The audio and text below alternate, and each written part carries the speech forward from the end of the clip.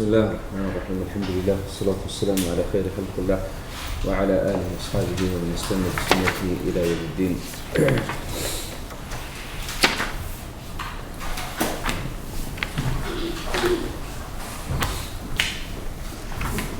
Open to page 60.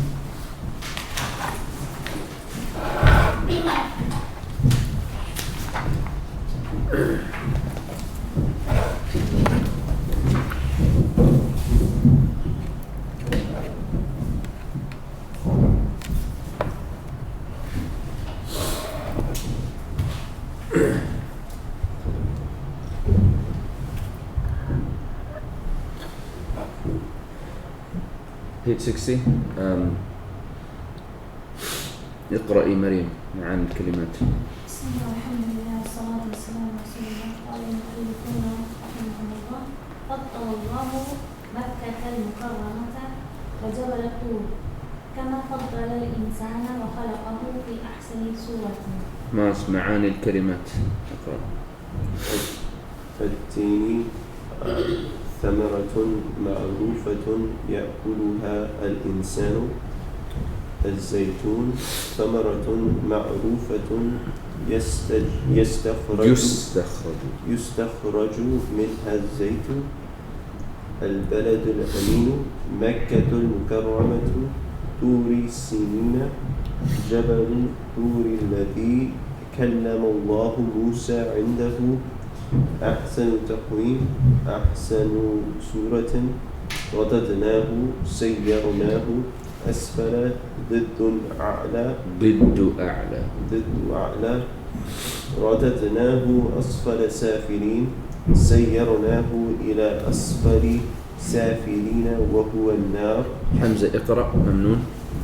بسم الله والحمد لله والصلاة والسلام على رسول الله.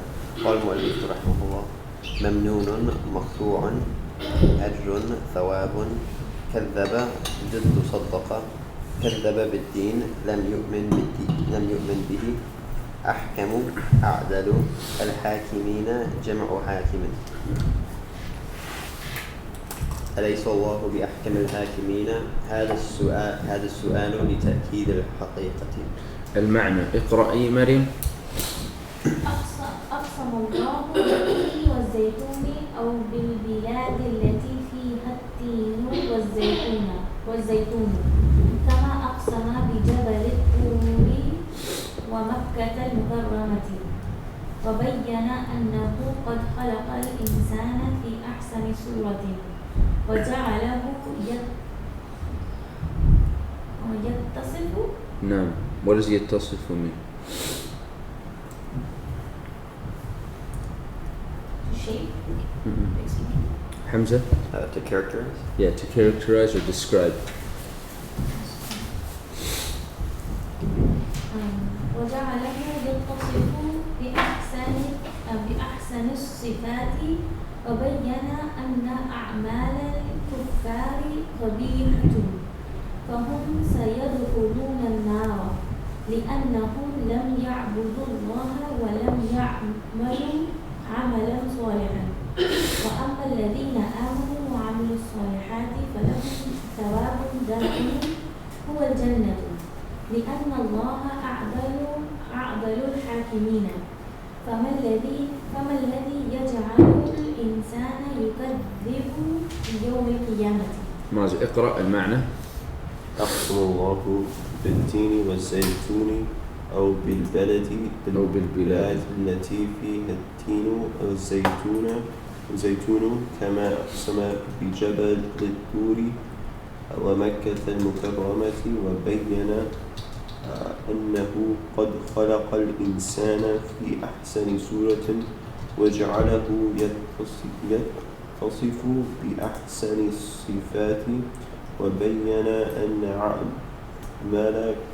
أعمال الكفار قبيحة فهم سيدخلون النار لأنهم لم يعبدوا الله ولم يعملوا عملا صالحا. وأما الذين آمنوا وعملوا الصالحات فلهم ثواب دائم هو الجنة لأن الله أعدل الحاكمين. فما الذي وما الذي يجعل الإنسان يكذب بيوم القيامة.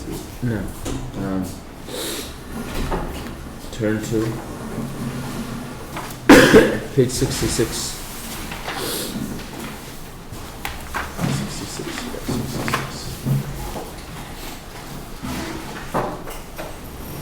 Actually 67 to be more exact.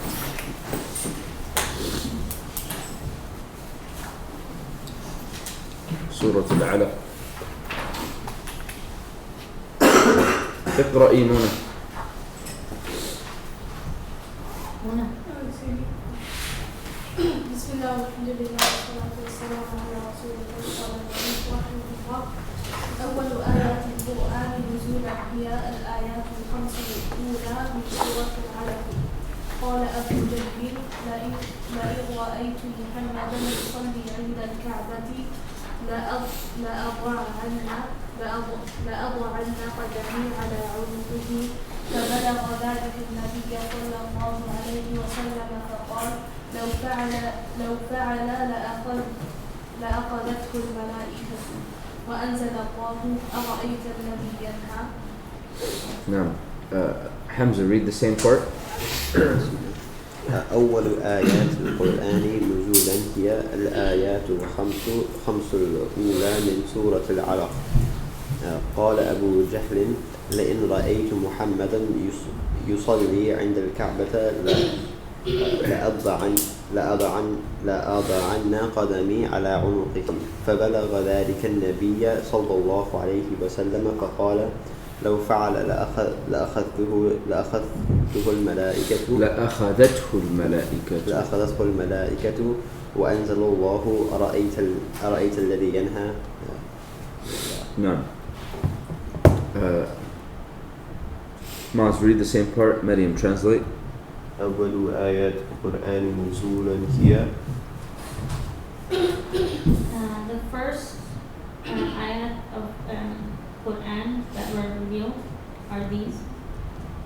الآيات الخمس الأولى من سورة العلق. The first 5 ayat from Surah Al-Alaq. قال أبو جهل لئن رأيت محمدا يصلي عند الكعبة لأضعن قدمي على عنقه. Abu Jahl said that he saw Muhammad ﷺ praying in the Kaaba. At the Kaaba. I don't know what this means. La ada'anna. There's 2 levels of tawqid here. The lam and the noon tawqid al-thaqila. So la ada'anna, I will indeed put, or I will indeed place. Qadami, my foot on his neck. Continue. فبلغ ذلك النبي صلى الله عليه وسلم فقال. So this reached. So that reached to the Prophet ﷺ, and he said, لو فعل لأخذته الملائكة. If that happens, if he does that, or if he had done that, the angels will take him. No, like snatch him. وأنزل الله أرأيت الذي ينهى. So Allah subhanahu wa ta'ala revealed ayat الذي ينهى. No. So أول آيات القرآن نزولا هي, the first verses of the Quran to be revealed are الآيات الخمس الأولى, the 5 verses, the first 5 verses من سورة العلق. قال أبو جهل said لئن رأيت محمدا يصلي عند الكعبة لأضعن قدمي على عنقه. Abu Jahl, he said that if I see Muhammad praying at the Kaaba, then I will surely place or put my foot on his neck. فبلغ ذلك النبي صلى الله عليه وسلم يعني فبلغ هذا الخبر. So this news or this reached or that reached the Prophet, the Messenger the Prophet sallallahu alaihi wasallam. فقال, so he said, لو فعل لأخذته الملائكة, that if he had done that, then the angels would have snatched him. وأنزل الله, and Allah revealed, أرأيت الذي ينهى إلى آخره. Allah revealed the verse أرأيت الذي ينهى. Okay. معاني الكلمات. معاني الكلمات. Shayan, read. العلق الدم الجامد. نعم. Continue. كلا إن الإنسان لا يطغى حقا إن الإنسان يتكبر. يعني يتكبر ويظلم. صححوا الكلمة في كتبكم. يتكبر بالفتح على التاء. نعم. أكمل. استغنى صار غنيا. إن إلى ربك الرجعى إن الإنسان سيرجع إلى الله. نعم. كاشان read. الهدى ضد ضلال أو أمر بالتقوى ودعا الناس إلى تقوى الله وعبادته. تولى ابتعد. السفر الأخذ والجذب بشدة. الناصية مقدمة شعر الرأس. نعم.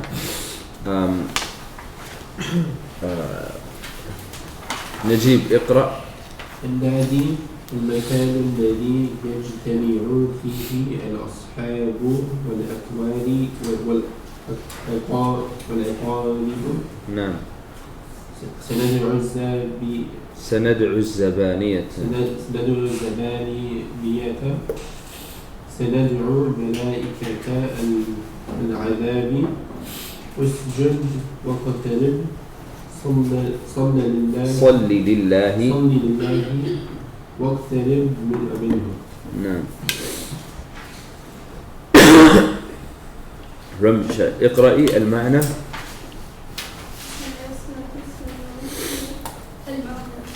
اقرأ يا محمد القرآن وابدأ قراءتك باسم ربك الذي خلق كل المخلوقات والذي خلق الإنسان من دم جامد.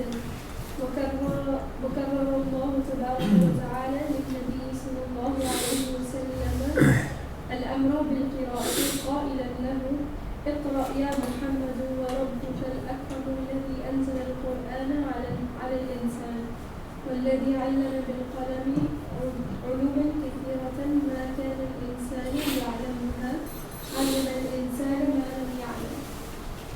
حقا إن الإنسان يتكبر إذا صار غنيا ويظلم غيره. نعم. حمزة اقرأ. Same thing or next? لا بعدها. وينسى أنه سيرجع إلى الله. وسأل الله سؤالا للتعجب من فعل ذلك الكافر الذي يريد أن يمنع النبي عليه الصلاة والسلام من الصلاة في حين أن الرسول صلى الله عليه وسلم على الهدى يدعو الناس إلى تقوى الله وعبادته. إن الكافر يكذب برسول الله صلى الله عليه وسلم ويبتعد عن الإسلام. ألا يعلم هذا الكافر أن الله يراه وإذا لم ينتهي فإن الله سيأخذه من شعر ناصيته ويقول له ادع أهل ناديك وانظر هل تجد أحدا منهم ينصرك. ثم يأمر الله ملائكة العذاب فيضعونه في النار. ونهى الله رسوله عن طاعة ذلك الكافر وأمره أن يصلي ويسجد ويقترب من الله. قال رسول الله صلى الله عليه وسلم أقرب ما يكون العبد من ربه وهو ساجد.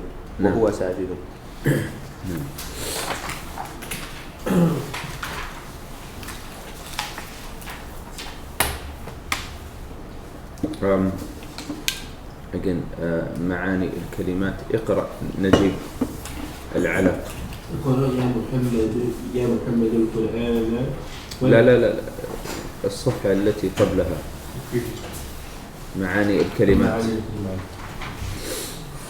معاني الكلمات العلق الدم الجامد نعم معاني الكلمات العلق بمعنى الدم الجامد. What's الدم الجامد؟ ها؟ Yeah. What? So الدم is Blood. blood and jamid What? I think huh? coagulated Blood? coagulated Is that how you say it? Coagulated? What? I know, is that how you say it? I know the word you're trying to say, I just don't know if that's how you say it. Common with some sounds. Is congealed the same thing? I'm not sure. I've heard congealed as well. I'm not sure. Congealed or coagulated? Yes. Okay. Huh? Same thing. Same thing? Okay. So congealed or whatever he said. Coagulated. Yeah, I'll let you say that. Blood, right? Coagulated. Many of the translations they say it as like that which clings, right? Alaq, like literally that which hangs and clings, but that which is congealed. So al-alaq, ad-dam al-jamid, congealed blood or whatever Najib said. The next one Kashan. كلا إن الإنسان لا يطغى كلا إن الإنسان ليطغى. Read what's after it. حقا. حقا إن الإنسان يتكبر ويظلم. No. So كلا, like كلا is meant for emphasis. Like no, إن الإنسان ليطغى. Indeed the human being or man transgresses. حقا, like once again for emphasis. إن الإنسان, indeed the human being, يتكبر, becomes arrogant, ويظلم, and commits wrong or oppresses. The next one as well, Kashan. استغنى صار غنيا. صار غنيا. استغنى. صار غنيا, became rich, but استغنى means like he feels self like sufficient. Continue. إن إلى ربك الرجعى أو إن الإنسان سيرجع إلى الله. إن إلى ربك الرجعى. إن الإنسان سيرجع إلى الله. Indeed, the human being will return to Allah. الهدى أو ضد ضلال. نعم. الهدى ضد الضلال. الهدى, guidance, the opposite of misguidance. Read. Yes. معنى صار يصير صار, to become. المضارع يصير. No.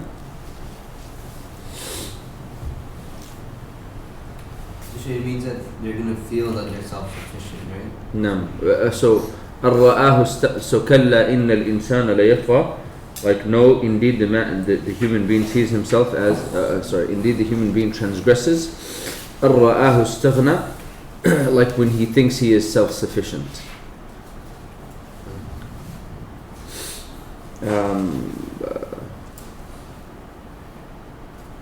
ماز اقرأ. أو أمر بالتقوى ودعا الناس إلى تقوى الله وعبادته.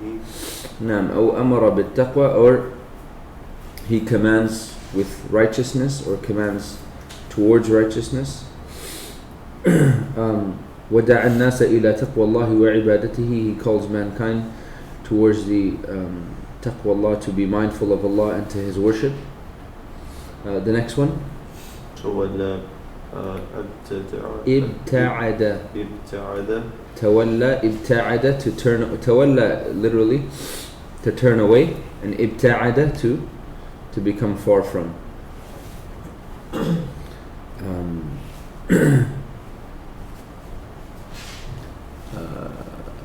مريم.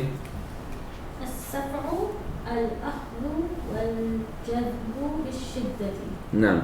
السفع, he says الأخذ والجذب بشدة, to take something, الأخذ, or to snatch something, and الجذب is to pull something, right? Pull. Pull. الجذب.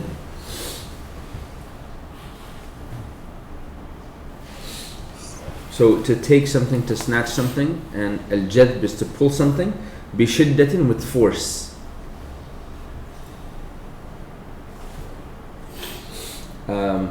The next one. الناسية مقدمة شعر الرأس. نعم.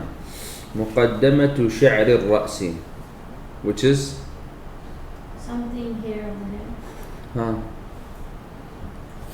The مقدمة. beginning and end of that. The Front begin- of it? Yeah, like the forehead. So like the beginning of the head of the hair. The hair of the head. The hair of the the head. muscle part, right? Yeah.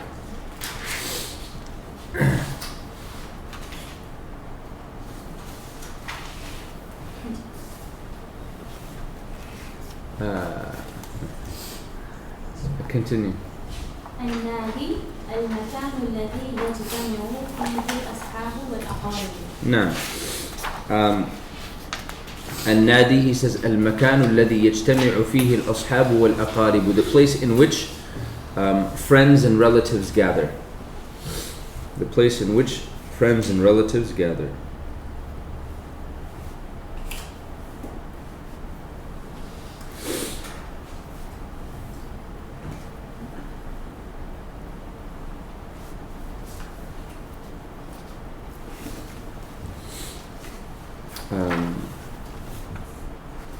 Continue.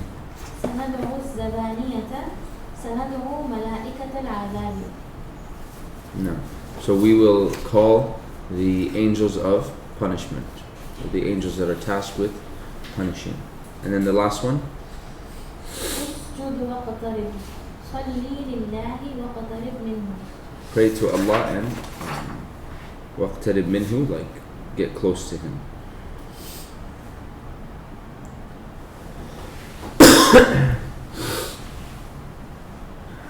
Okay, go back to page 66. 66 this time. So, بسم الله الرحمن الرحيم. He says, يقول الله تعالى اقرأ باسم ربك الذي خلق. Recite in the name of your Lord, the one that created. خلق الإنسان من علق. That he created the human being from a, you could say from a clinging substance or from congealed blood. اقرأ وربك الأكرم. أكرم. Recite, and your Lord is the most gentle and generous, or the most full of bounty. الذي علم بالقلم. The one that taught by the pen, meaning by means of the pen. علم الإنسان ما لم يعلم. He taught man that which he did not know. كلا إن الإنسان ليطغى. You could say but over here, but indeed man transgresses, or the human being transgresses. أَرَّآهُ اسْتَغْنَى. When he sees or when he thinks of himself as self-sufficient. So it's connected, like the reason why they transgress is because they think they're self-sufficient. Yeah. So either because he sees himself or when he thinks he is self-sufficient.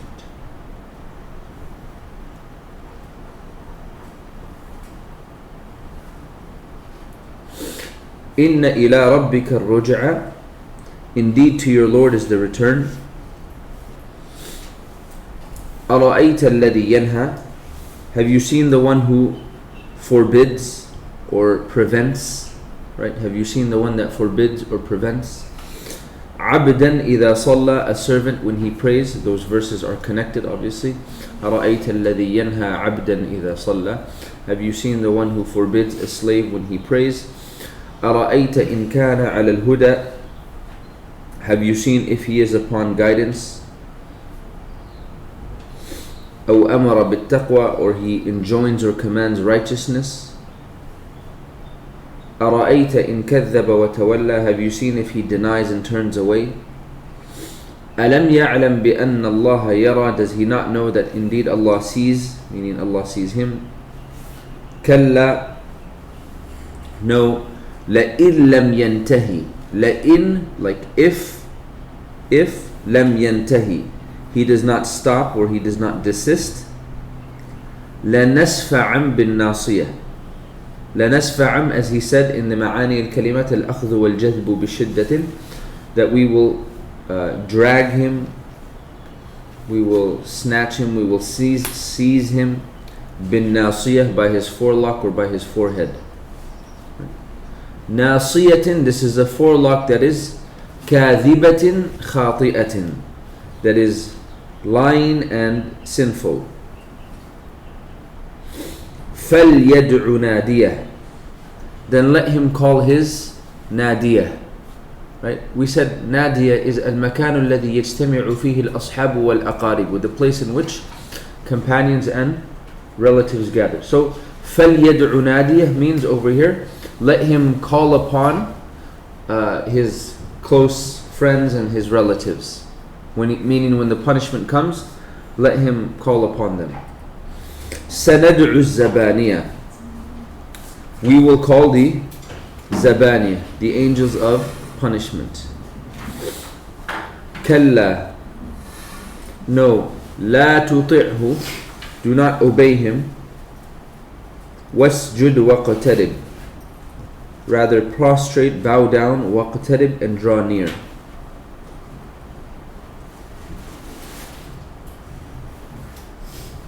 فهمتم؟ نعم. So أرأيت إن كان على الهدى أو أمر بالتقوى, what's that trying to say?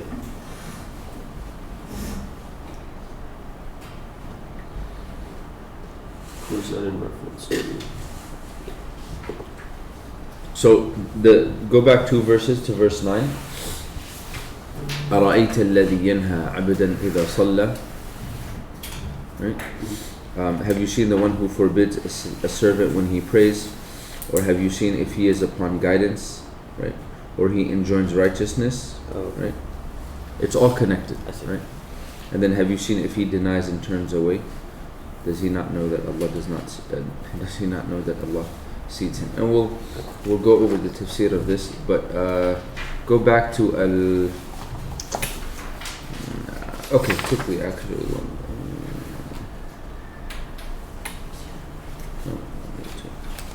Go back to Al-Ma'na on page 68. Page 68. Najib, اقرأ. اقرأ يا محمد القرآن وابدأ قراءة أتاك بسم ربك الذي خلق كل المخلوقات. نعم. So he says اقرأ يا محمد القرآن, recite O Muhammad the Quran, وابدأ قراءتك, and begin your recitation, بسم ربك الذي خلق كل المخلوقات, and begin your recitation in the name of your Lord, the one that created all of the creation, right? That entire line and that entire first line is just talking about اقرأ بسم ربك الذي خلق. Okay? Continue. والذي خلق الإنسان من دم جامد. والذي خلق الإنسان من دم جامد. Okay, so sorry. اقرأ يا محمد القرآن وابدأ قراءتك باسم ربك الذي خلق خلق كل المخلوقات. At the end of مخلوقات put one.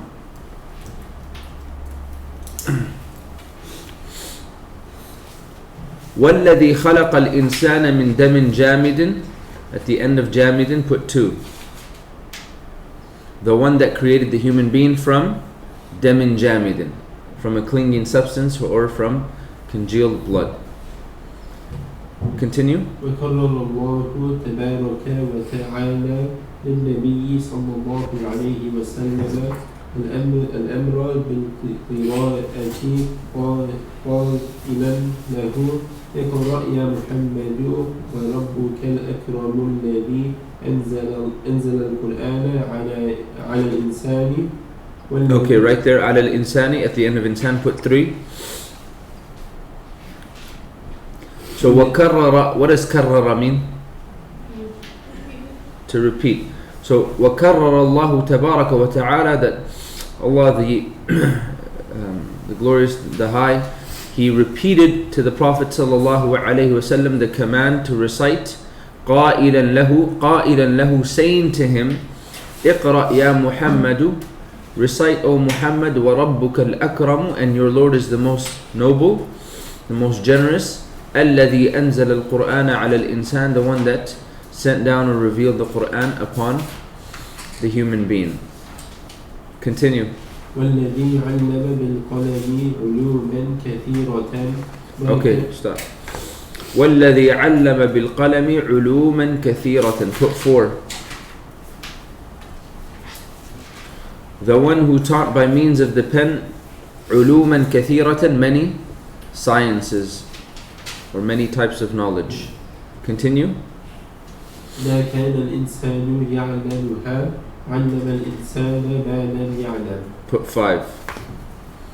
ما كان الإنسان يعلمها, the human being wasn't aware of it or did not know it. And then he quotes the verse علم الإنسان ما لم يعلم, that he taught the human being that which he did not know. فهمتم? Okay. شيئا اقرأ. حقا إن الإنسان يتكبر إذا صار غنيا ويرضي غيره وينسى أنه okay, stop. حقا إن الإنسان يتكبر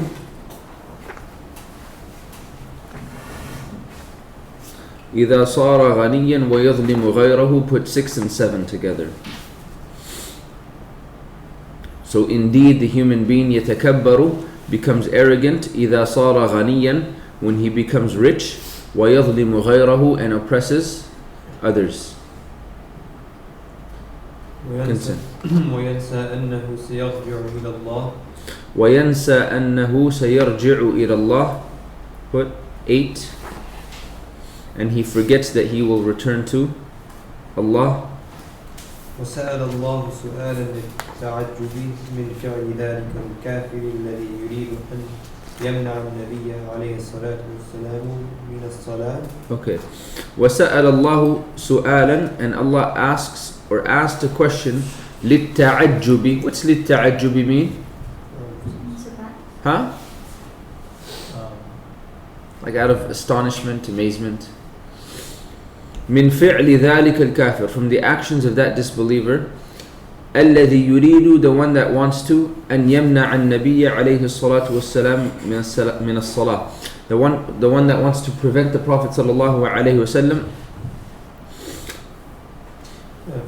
from prayer, the one that wants to prevent the Prophet صلى الله عليه وسلم from prayer. So وسأل الله سؤالا للتعجب من فعل ذلك الكافر الذي يريد أن يمنع النبي صلى الله عليه وسلم من الصلاة. So put at the end of Salah, put 9 and 10.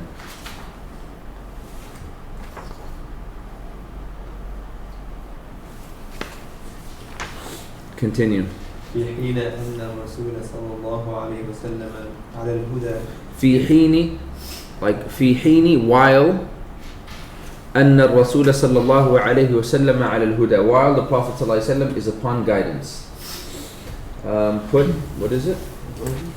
11? 11? No. So while or when the Prophet ﷺ is upon guidance. Continue. يدعو الناس إلى تقوى الله وعبادته. So put, what are we at now? 12? No, 12. Calling the people or calling mankind to be mindful of Allah and to His worship. Continue. إن الكافر يكذب برسول الله صلى الله عليه وسلم ويبتعد عن الإسلام. نعم. إن الكافر, indeed the disbeliever, يكذب برسول الله صلى الله عليه وسلم, he denies and rejects the Messenger of Allah صلى الله عليه وسلم, ويبتعد عن الإسلام, and he basically goes further away from Islam. This would be 13.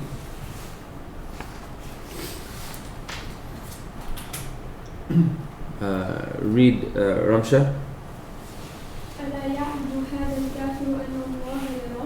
ألا يعلم هذا الكافر أن الله يراه.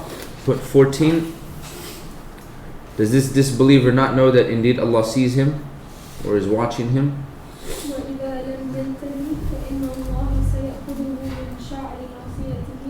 وَإِذَا لَمْ يَنْتَهِ, and if he does not stop or if he does not desist, then indeed Allah will drag him and snatch him من شعر ناصيته, from the hair of his forelock or his forehead.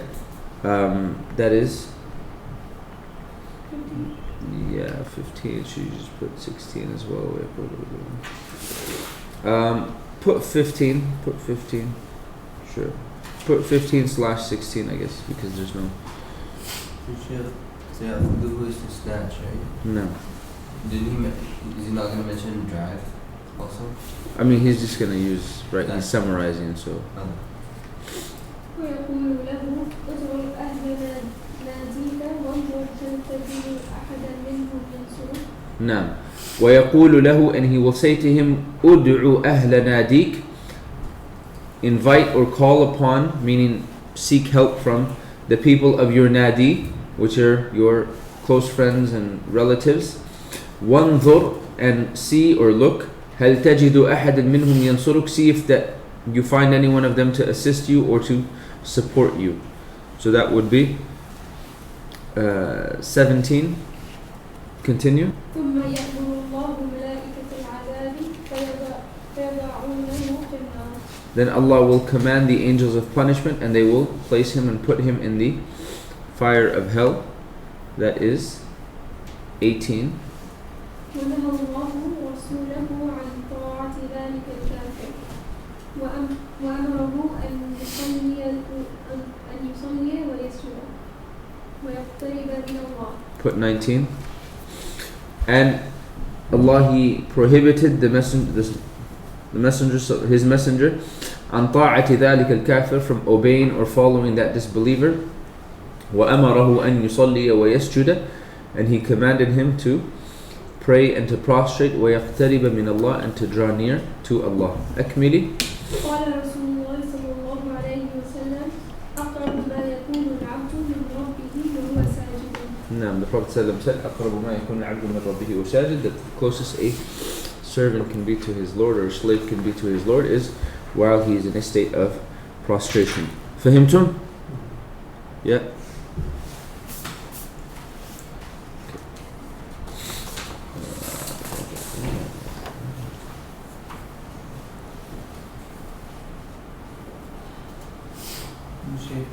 Is that, it's not negation, is it? Where are you looking? أقرب ما يكون. No, that is not negation. So my in this case is when. Not Yeah. When. No, not when over here. The when is وهو. وهو ساجد is hal. Right? That's where we get the when from.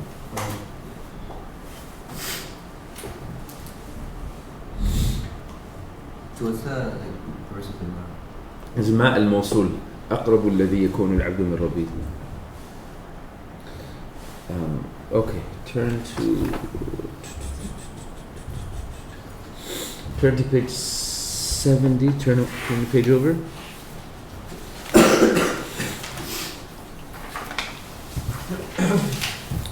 التدريب الأول أكمل كما في النموذج أنت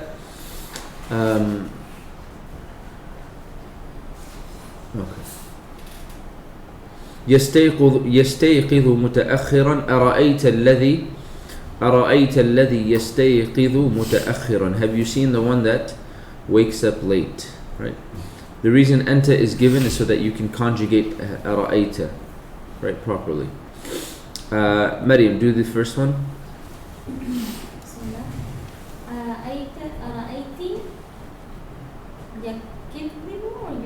يكذب بالحق. Okay, you missed a word. أرأيت الذي يكذب بالحق. نعم أرأيت الذي يكذب بالحق, which means Have you seen the one that denies the truth? نعم, have you seen the one that denies the truth or rejects the truth? رأيت التي Huh? التي لا الذي because it's talking about الذي يكذب بالحق, So why is it anti then? because it's changing the person that you're speaking to, right? But like if I'm speaking to you about the one who denies the truth, or if I'm speaking to Maryam about the one who denies the truth, we're going to leave it الذي.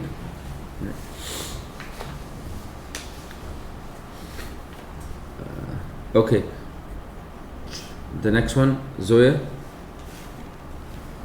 أرأيتما الذي ينهى عن الصلاة. نعم أرأيتما الذي ينهى عن الصلاة. Have you both seen the one that prohibits or forbids prayer? Go ahead, Najib, the next one. رأيتم الذي يطغى. أرأيتم الذي يطغى. Have you all seen the one that transgresses? And then number 4, Shayan. أرأيتن الذي يدعو إلى الشر. نعم أرأيتن الذي يدعو إلى الشر. Have you all, female, seen the one that calls towards evil? التدريب الثاني. You guys still have the answers? I know in the beginning you guys had the answers. No? No? Okay. املأ الفراغ بالكلمة المناسبة. Fill in the blanks with the suitable word.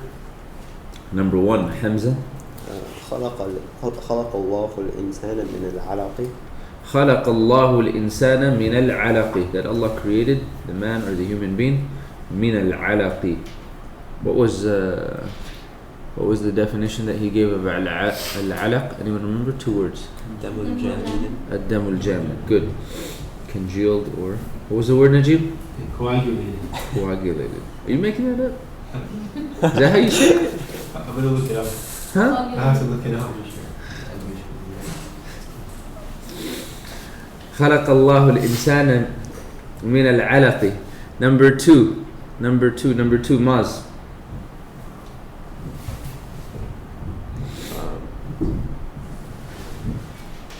ستكون blank إلى الله تعالى. What does ستكون mean? That's called the buying time tactic. You read it without saying the answer. Something will be. Something will be.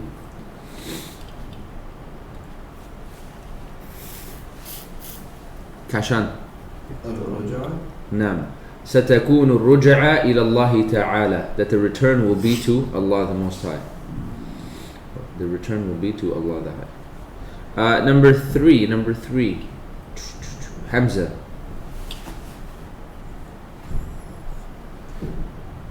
هذا الكاذب خاطئ. لا. رمشة. هذا تفكير خاطئ. نعم هذا تفكير خاطئ. هذا تفكير خاطئ. What does that mean? This thinking and this thought is wrong. Yeah, this reflection is wrong, or this thinking is wrong. Like this way of thinking is wrong, or this thought is wrong. Number 4, Maryam. أدعوك إلى blank لحضور المحاضرة.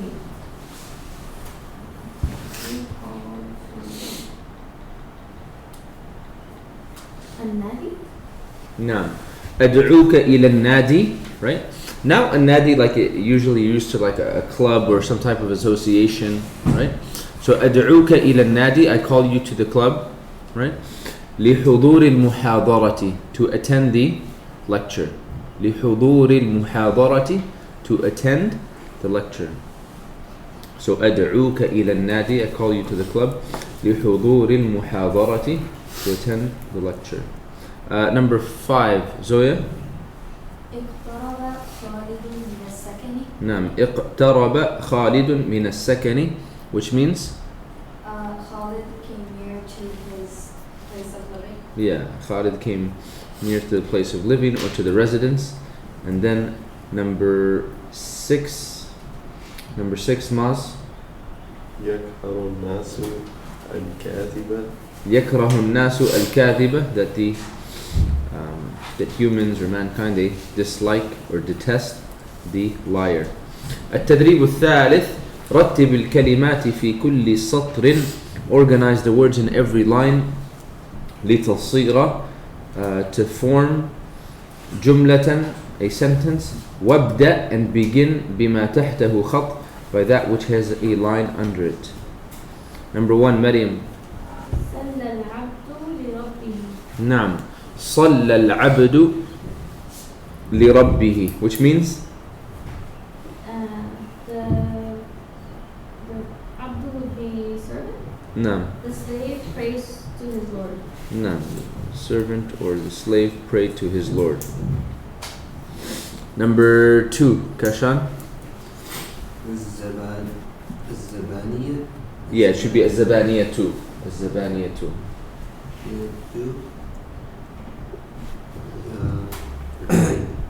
يعذبون الكفار. Huh?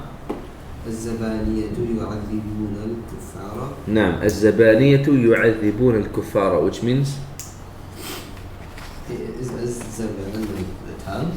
no. He says earlier. Is it the language? Ramsha, what's الزبانية too? The angels of punishment. Yeah, the angels of punishment, right? Okay, it's not tongue.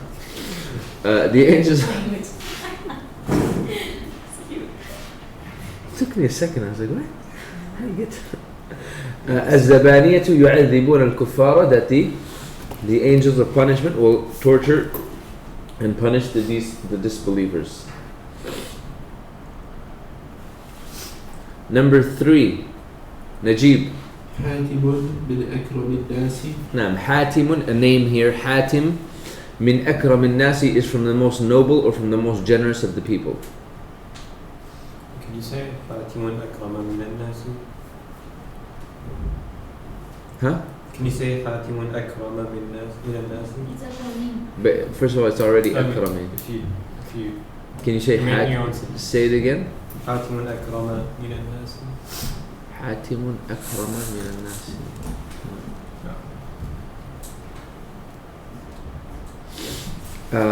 Number 4, Muna. إن الكافر في ضلال. نعم. إن الكافر في ضلال. إن الكافر في ضلال. Indeed, the disbeliever is in misguidance. Number 5, Hamza.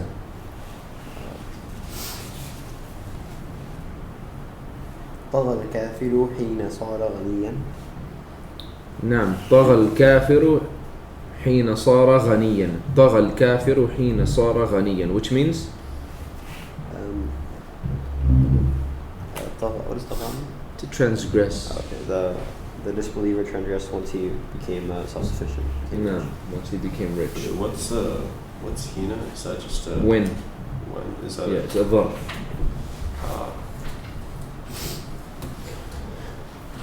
So the disbeliever transgressed when he became rich. Number 6, Maryam. سفع الوالد ابنه بناصيته. Now, one more time. سفع الوالد ابنه بناصيته. نعم. سفع الوالد ابنه بناصيته. Do you know what that means?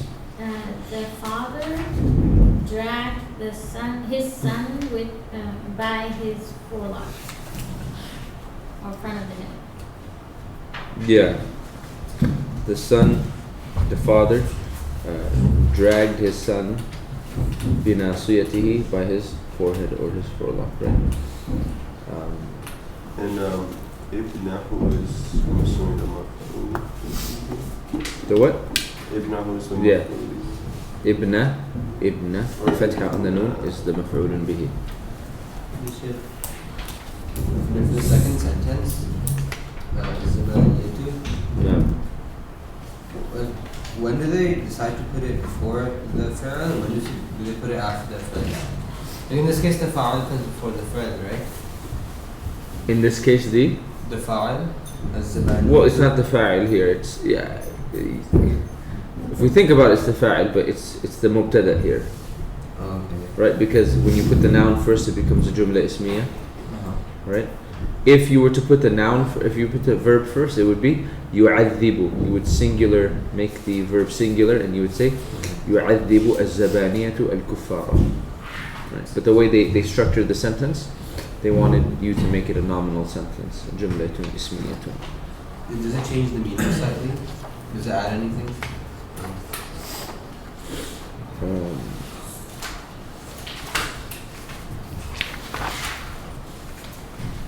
Okay. التدريب الرابع اختر choose. Guys, don't tell me to change the page. التدريب الرابع اختر لكل جملة من الجمل التالية ما يناسبها في المعنى من سورة العلق. Choose for every sentence from the following sentences that which is suitable for it in meaning from Surah Al-Alaq.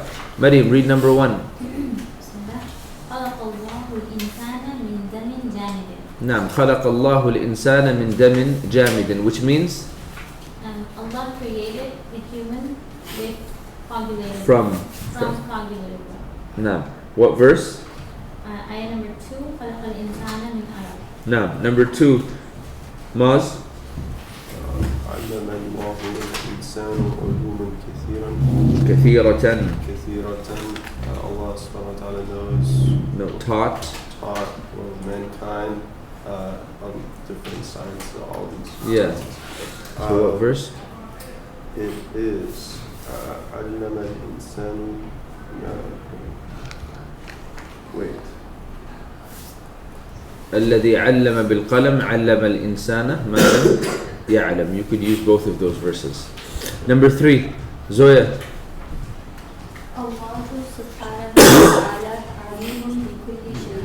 نعم. Allah subhanahu wa ta'ala alimun bi kulli shay'in, that Allah, He is well aware of everything. Which verse? نعم. ألم يعلم بأن الله يرى. What's the verse number? 14. ألم يعلم بأن الله يرى. Number 4, Shayan. أكثر الناس يتكبرون إذا صاروا أغنياء. نعم, which means أكثر الناس يتكبرون إذا صاروا أغنياء. Most people become arrogant when they become rich. نعم, most people become arrogant when they become rich.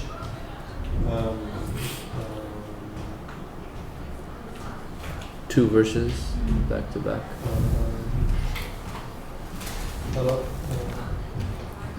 كلا إن الإنسان ليطغى أن رآه استغنى. What are the verse numbers? Okay, 6 and 7. 6 and 7. Okay.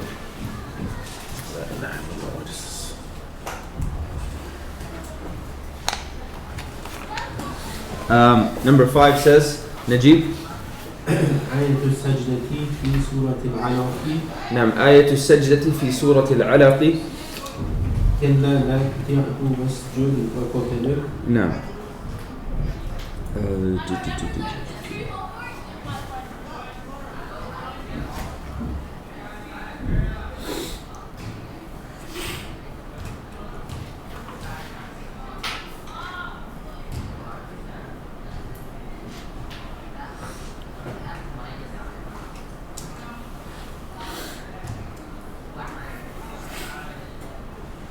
منى اقرأي التدريب السابع. قال ابن عباس كان رسول الله صلى الله عليه وسلم يصلي عند المقام فمر به أبو جهل فقال يا محمد ألم أنهك عن هذا فتواعده رسول الله صلى الله عليه وسلم فقال يا محمد بأي شيء تهددني أما والله إني لأكثر هذا الوادي ناديا فأنزل الله فليدع ناديه سندع الزبانية.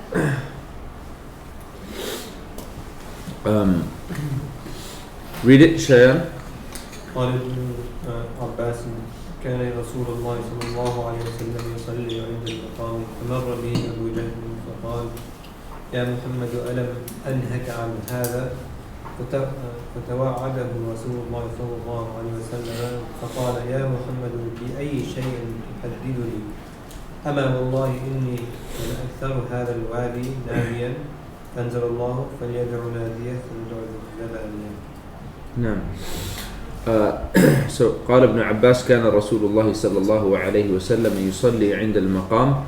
Ibn Abbas, he narrates that the Prophet صلى الله عليه وسلم used to pray عند المقام, at the مقام, يعني مقام إبراهيم.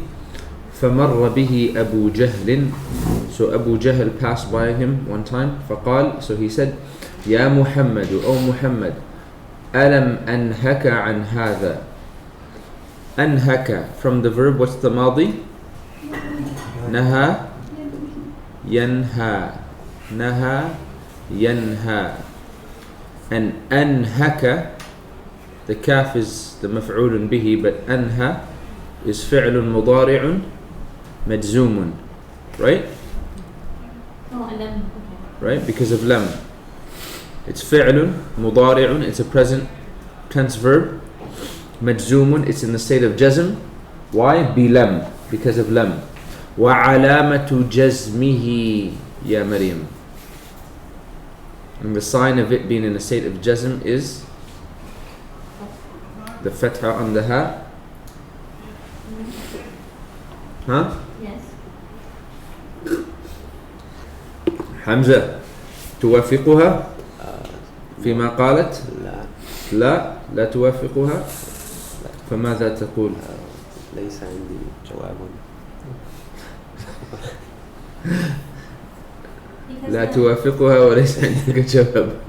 حرف الإلا was dropped and then the letter before it got a fatha. نعم. وعلامة جزمه الفتحة.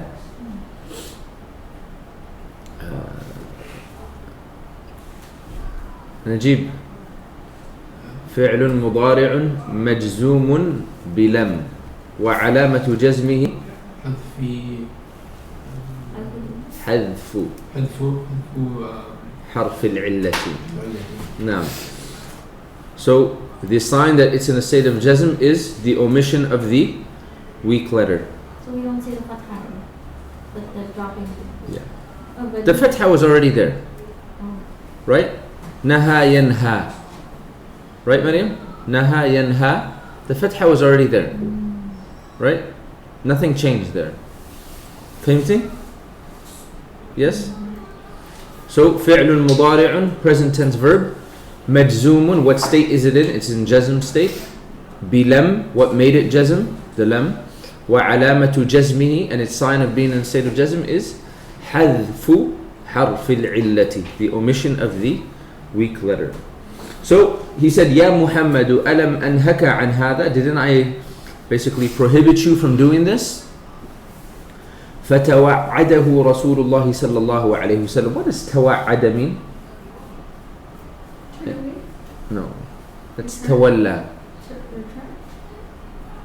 Promise. From the same root, وعد, but توعد. She just said, I said it's from the same root. وعد means to promise. Making promise. توعد to like threaten.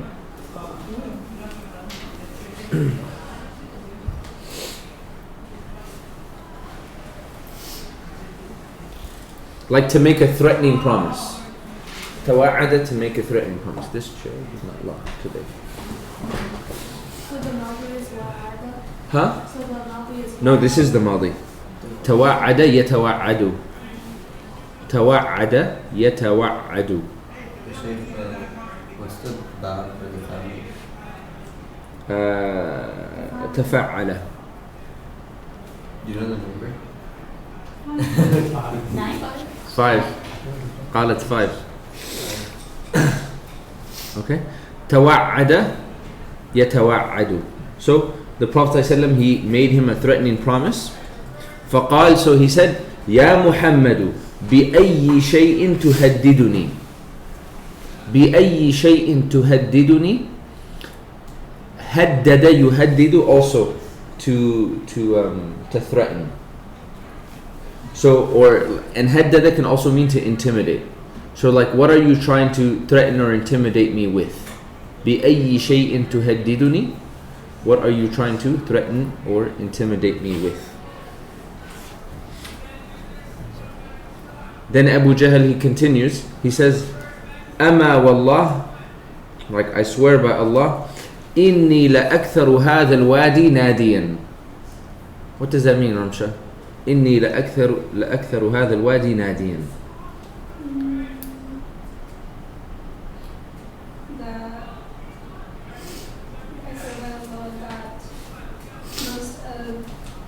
What's هذا الوادي mean? This threat. Wadi. This valley. This valley. هذا الوادي means this valley. So he says, أما والله إني لأكثر هذا الوادي ناديا. I swear by Allah that I am the most in this valley, nadiyan, that I have the most nadiyan in this valley. What did we say nadi was? Huh? Friends and relatives. Like I have the most the most supporters and followers, right? Remember النادي المكان الذي يجتمع فيه الأصحاب والأقارب, right? So over here it's being used as not as the place but as the people, right? So he says أما والله إني لأكثر هذا الوادي ناديا, that like in this valley I have the most people. What are the roots for Nadi?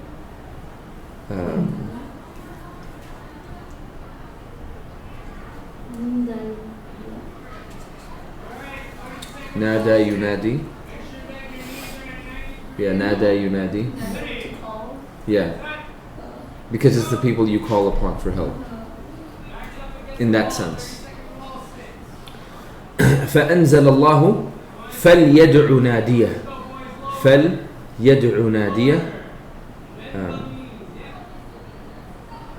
Let him call his nadia. Let him call his supporters.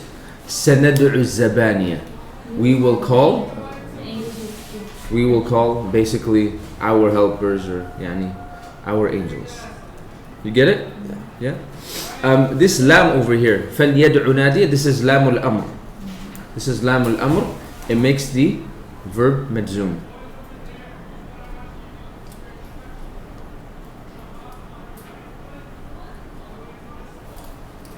And this is acting as فعل الشرط جواب الشرط. Like, let him call and we will call. That's why even ندعو is مجزوم, right? It's مجزوم بحذف حرف العلة. دعا يدعو, right? The waw is dropped because it is being made مجزوم. You said فعل الشرط? Nah, the first one, the second one جواب الشرط.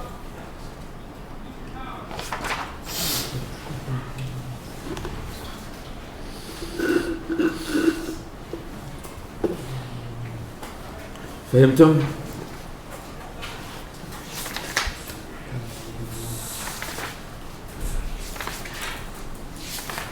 Okay.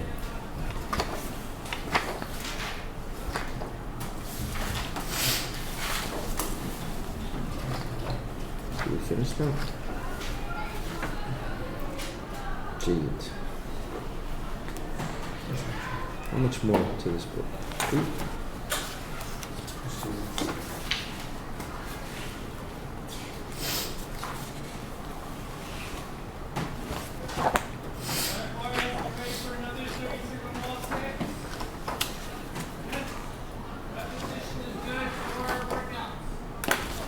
Okay.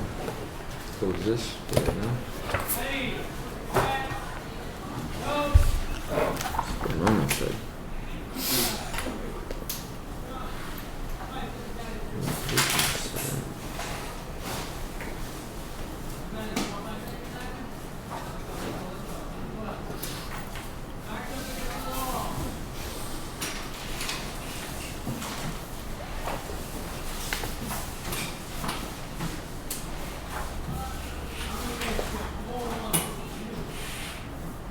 Thank you.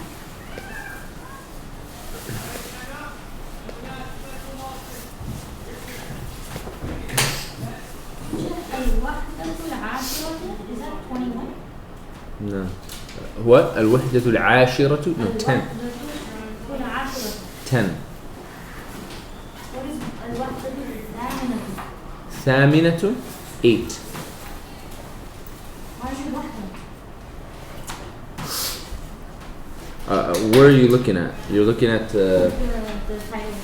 the title? وحدة over here is unit, not one.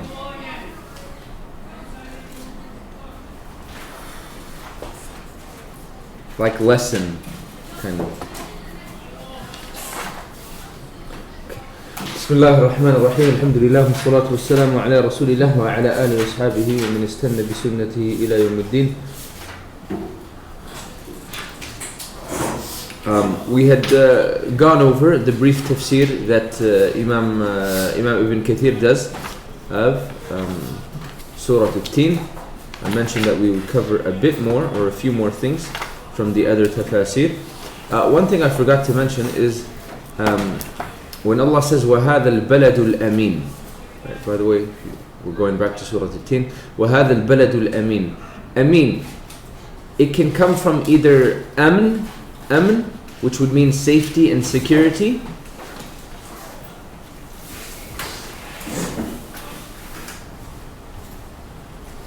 or it can come from amana.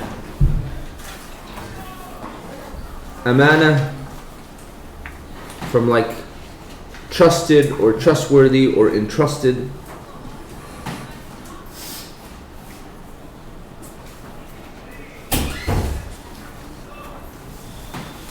Now, for example, usually when you look through a translation, they'll say وَهَذَا الْبَلَدِ الْأَمِينَ. They will translate amin as safe, right? And we understand the meaning of safe, right? So we even know that before the time of Islam, that if someone killed someone and then they entered the city of Mecca, it was known that that person is safe. So is it Al-Abbas or Ibn Abbas says that someone would see the killer, right, of one of their family members, and they know that this is the person that killed them, but they can't do anything, right?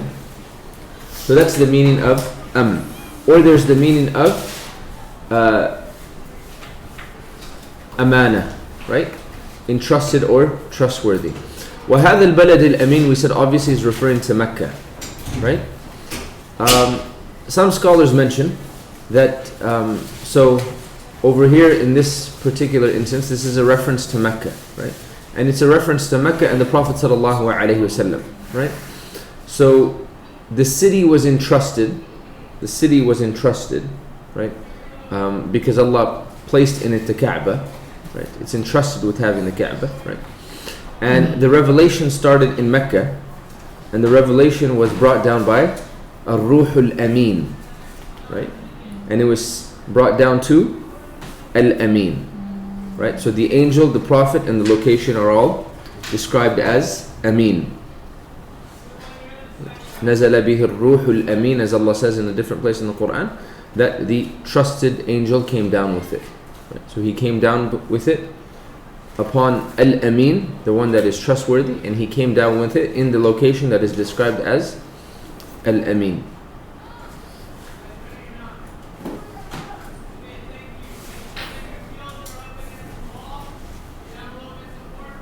So it's talking about the Prophet as well as Mecca? Huh? So it's talking about the Prophet?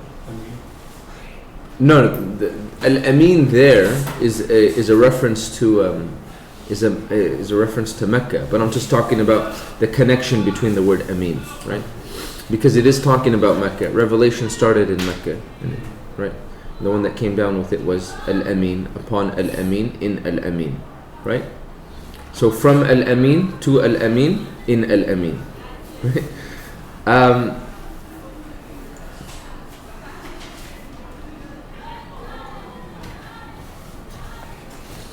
Also they said that watini was zaytun, the fig and the olive, right? The fig and the olive, they said that generally the olive is seen as more noble as the fig, right? Because Allah even praises the olive. Right? For example, when he talks about in Ayat al-Nur, right? شجرة مباركة زيتونة لا شرقية ولا غربية. Right? So they said that Allah mentions, like, why not, was zaytuni with teen? Like, why not the order switched? Right? Why watini was zaytun? Right? So they said that Allah subhanahu wa ta'ala, He mentions that which is good and then that which is better. فهمتم? والتين والزيتون. Clear? And then Allah says والتين والزيتون وطور سينين وهذا البلد الأمين. Allah mentions طور سينين before البلد الأمين. Right? Why? One is that البلد الأمين is better than طور سينين. Right? The same reason that Zaytun is mentioned before teen, Balad al-Amin is mentioned before Turi Sinin. Fahimtum? Once again, he mentions that which is good and then that which is better. Right? Isn't it usually the opposite, like what is most important is mentioned first? Huh? Like what's most important is mentioned first? It switches. It switches. Right? Right. Like when we talked about وَاللَّيْلِ إِذَا يَغْشَى, right? We took the ayah إِنَّ لَنَا لَلْآخِرَةَ وَالْأُولَى, right? And we said the akhirah over here is better, so it's mentioned first. Yes, right? But in this particular order, right? We're not saying that, hey, we're not setting a general rule that always what is better is mentioned first. We're trying to figure out what's the order here, right? So in this order, Allah mentions that which is good, watteen and turi sinin, but after both He mentions that which is better, right? So the last thing that leaves is the connection between. Now what's the thing that connects between everything? As zaytun and turi sinin. We talked about the connection between teen and zaytun, and we talked about the connection between turi sinin and hadha al-balad al-amin. What we didn't talk about is the connection between Zaytun and Turi Sinin. What did we say with Turi Sinin means? The mountain of Sinai. Allah says, Mona, in the Quran, وَطُورِ سَيْنَاءَ تَنْبُتُ بِالدُّهْنِ وَالصِّبْغٍ لِلْآكِلِينَ. You guys heard the verse before? وَطُورِ سَيْنَاء, the mountain of Sinai. تَنْبُتُ بِالدُّهْنِ وَالصِّبْغٍ لِلْآكِلِينَ. What's تَنْبُتُ بِالدُّهْنِ mean?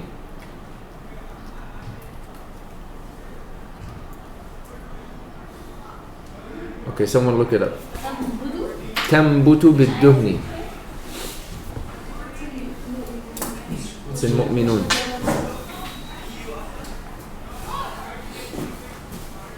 وَطُورِ سَيْنَاءَ تَنْبُتُ بِالدُّهْنِ وَصِبْغٍ لِلْآكِلِينَ.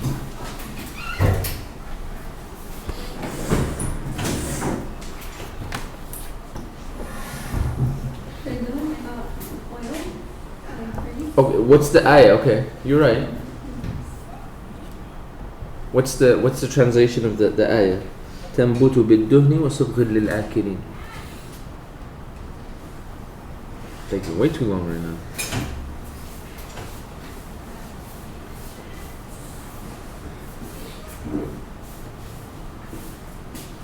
That produces oil. نعم. وشجرة تخرج من طور سيناء. And we brought forth a tree. وشجرة, the whole ayah. Surah Al-Mu'minun, verse 20. وشجرة تخرج من طور سيناء. And we brought forth a tree coming from the mountain of Sinai. تنبت بالدهن, which produces oil. وصبغ للآكلين, and food or seasoning for those who eat. What's he talking about? It's talking about the olive. You see the connection? Right? So we talked about now between the connection between watin wa zaytun, zaytun and turi sinin, and the connection between turi sinin and وهذا البلد الأمين. فهمتم? Yes? Okay.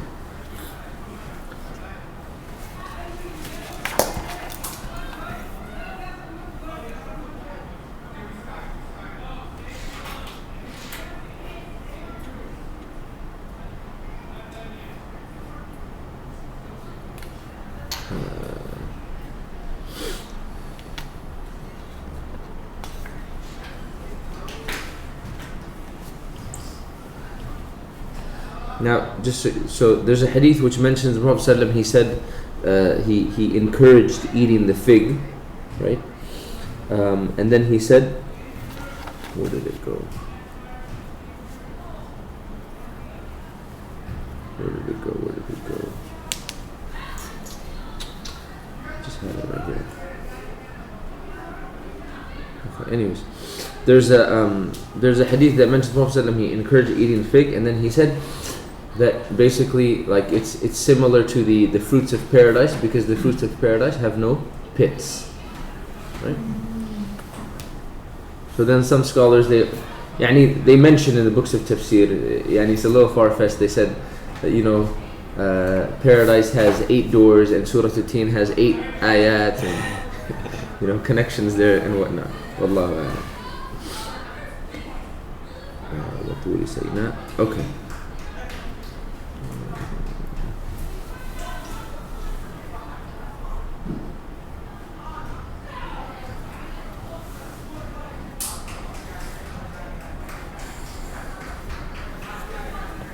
I can't find anything. Okay. So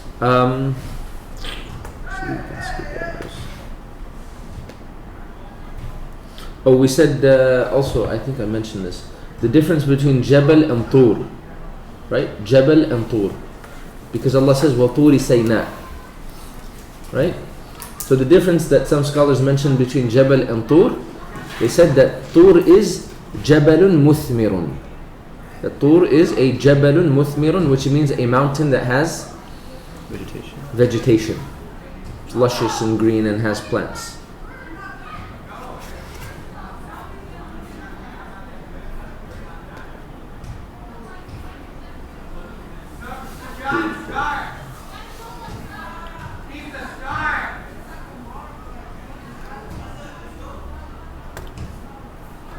Tur has vegetation plants. So Tur is a mountain that has vegetation. Like Tur is used to refer to a mountain that has vegetation. So Jabal is buried. Huh? Yeah. Sheikh, just one clarification. When we were quoting ayah number 20 of Al-Mu'minun, the oil here is of zaytun or fig? The ayah says it produces oil and something that you can eat, condiment. Yeah, it's talking about olive. Olive. Yeah. Like it's talking about olive oil. Like olives and the oil that is taken from olives. I don't think you get oil from figs. You can't, right? Then. You can or you can't? Couldn't it also mean that the fig Huh? that you But then why were you mentioning Jannah fruits and how they don't have pits? That I mentioned about teen, yeah, Maria. Oh, okay. That I mentioned about teen. Is that?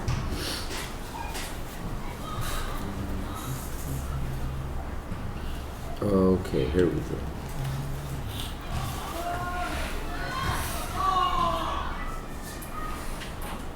You can get oil from the seeds of figs. You can get oil from the Seeds. seeds of fig. where's the seed The of seeds that are inside or the? Oh wow. Some scholars they also made some connections between Surah Al-Tin and Surah Al-Balad, right? Because in both of them Allah mentions Mecca, right? لا أقسم بهذا البلد, right? Also another connection between them is in both of them Allah begins with 3 oaths. Over here والتين والزيتون وطور سينين وهذا البلد الأمين. In that one لا أقسم بهذا البلد وأنت حل بهذا البلد ووالد وما ولد. And then the next thing, the جواب القسم in both of them starts لقد خلقنا الإنسان, right? In both of them لقد خلقنا الإنسان. Over here لقد خلقنا الإنسان في تقويم لقد في أحسن تقويم. Over there لقد خلقنا الإنسان في كبد. فهمتم؟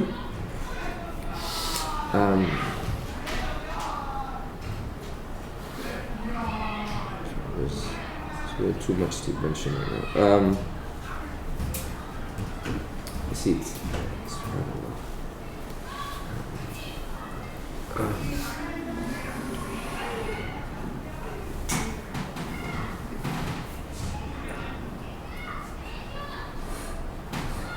Also, لَقَدْ خَلَقْنَا الْإِنسَانَ, that indeed we created the human being, right? Generally, when it's positive attributes or good things, right? Allah uses خَلَقْنَا, right? But when it's something negative, it's made passive, right? For example, Allah says in Surah Al-Ma'arij, إِنَّ الْإِنسَانَ خُلِقَ هَلُوعًا, right? But when it's something positive, for example, Allah says, وَلَقَدْ كَرَّمْنَا بَنِي آدَمَ, indeed we have made the human being noble, right? So also when it comes to making the human being or the creation of the human being, generally when it's positive and good, right, or it's an honor, you'll find Allah subhanahu wa ta'ala said, we did this, we made this, right? But when it's negative, it will be خُلِقَ.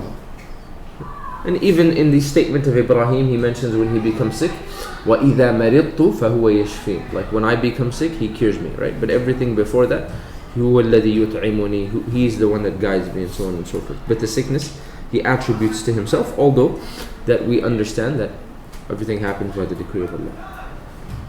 Okay. Then it says وَالَّذِي يُمِيتُنِي. وَالَّذِي يُمِيتُنِي ثُمَّ يُحْيِينِ. Oh, you mean in the negative sense? No, in the positive. Oh.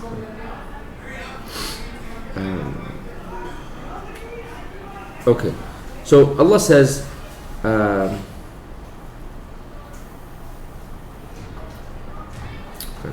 لَقَدْ خَلَقْنَا الْإِنسَانَ فِي أَحْسَنِ تَقْوِيمٍ, right? Right there.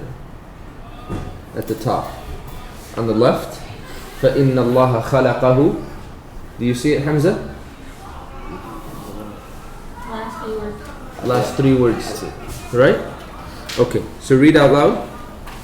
بسم الله الرحمن الرحيم والصلاة والسلام على رسول الله. قال المؤلف رحمه الله: فإن الله خلقه حيا عالما قادرا مريدا متكلما سميعا بصيرا مدبرا حكيما. Now, so he's talking about the way that Allah subhanahu wa ta'ala created the human being, right?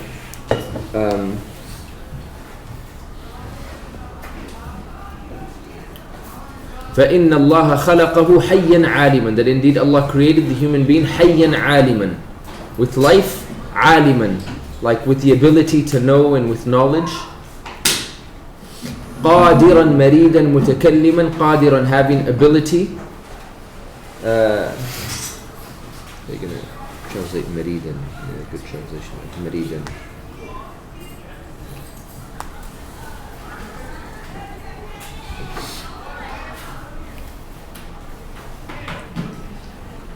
مريد.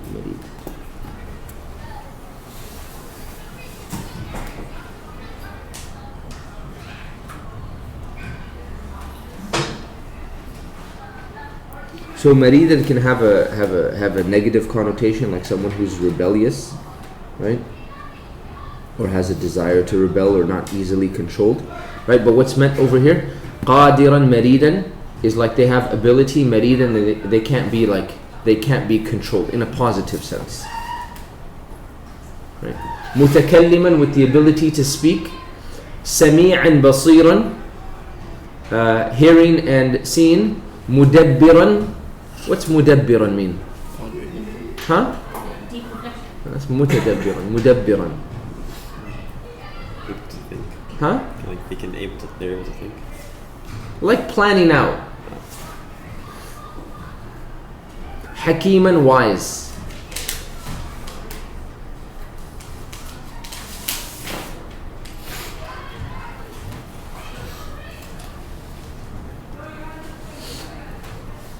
Continue reading. وهذه صفات الرب سبحانه. Then he says, وَهَذِهِ صِفَاتُ الرَّبِّ سُبْحَانَهُ. These are all characteristics that which Allah has. Right? Continue. وعنها عبر بعض العلماء وعنها عبر بعض العلماء. And some scholars have expressed these characteristics about Allah.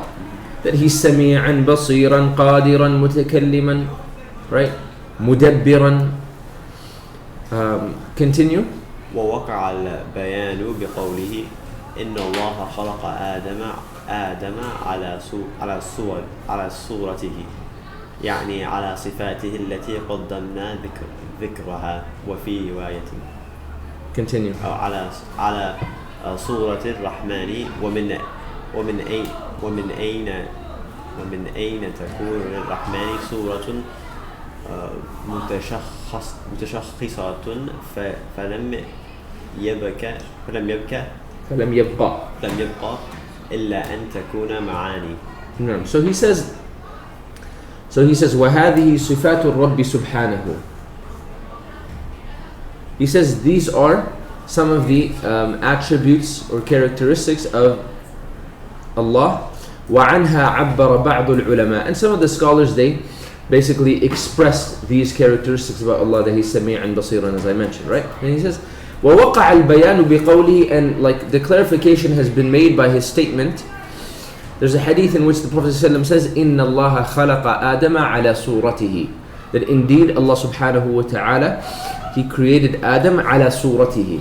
على صورته literally means what? Huh? In his image, right?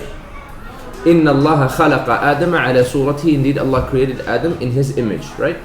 And there's a lot of talk about the meaning of this hadith. So Imam al-Qurtubi says يعني على صفاته التي قدمنا ذكرها.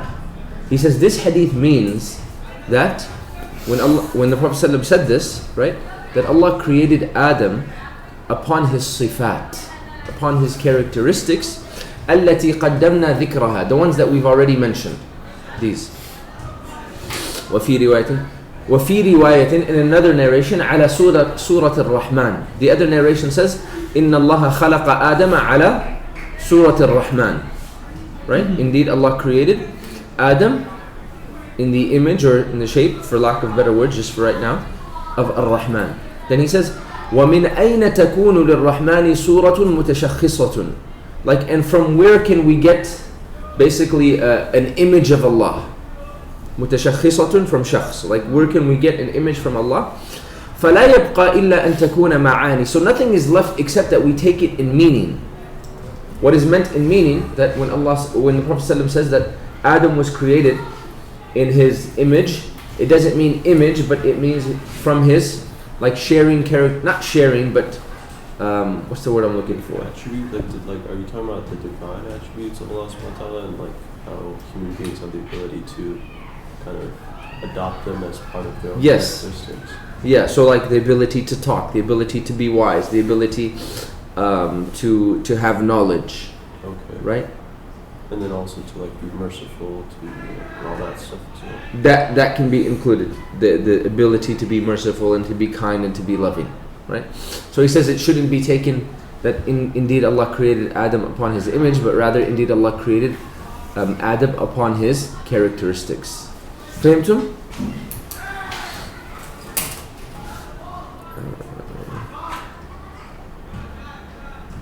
Okay, we're gonna read this narration. It might trouble some people, it might find it weird, but it's a very common story, right?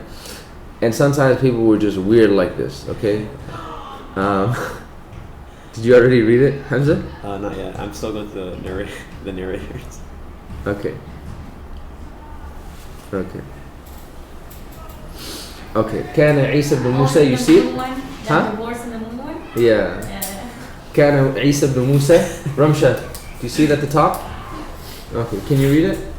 كان عيسى بن موسى الهاشمي يحب زوجته حبا شديدا فقال لها يوما أنت طالق ثلاثا إن لم تكوني أحسن من القمر. Okay, stop.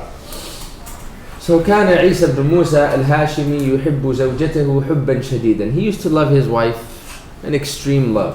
Okay. فقال لها يوما. So he said to her one day. Okay, what's not mentioned here, like he used to love her a lot. One day they had an argument. فقال لها يوما. So he said to her one day, أنت طالق ثلاثا. You are divorced 3 times. Right? إن لم تكوني أحسن من القمر. And he made it conditional upon something. If you're not more beautiful than the moon. Okay? فنهضت واحتجبت عنه وقالت طلقتني. First of all, what does نهضت mean? نهضت to rise, to get up. So فنهضت, she got up. واحتجبت. Huh? Yeah, she put on her hijab. عنه, واحتجبت عنه. She covered herself from him. وقالت طلقتني. She said to him, you've divorced me. Right? وبات بليلة عظيمة. هو, يعني هو بات بليلة عظيمة. Like it was a difficult night for him. It was a great night for him because he realized what he had done. Continue. فلما أصبح غدا إلى دار المنصور غدا إلى دار المنصور فلما أصبح, when يعني the morning came, غدا, ذهب إلى دار المنصور. He went to the house of al-Mansur. Al-Mansur is the Khalifa, Abu Ja'far al-Mansur. Okay? Go ahead. فأخبره الخبر. He informed him about what had taken place. Go ahead. And like he showed like وأظهر للمنصور, like he showed Mansur جزعا عظيما, like a lot of grief, a lot of sorrow. Right? نعم. فاستحضر الفقهاء واستفتاهم. So al-Mansur, he فاستحضر الفقهاء. He sought for the jurists to be brought. واستفتاهم, and he sought their fatwa.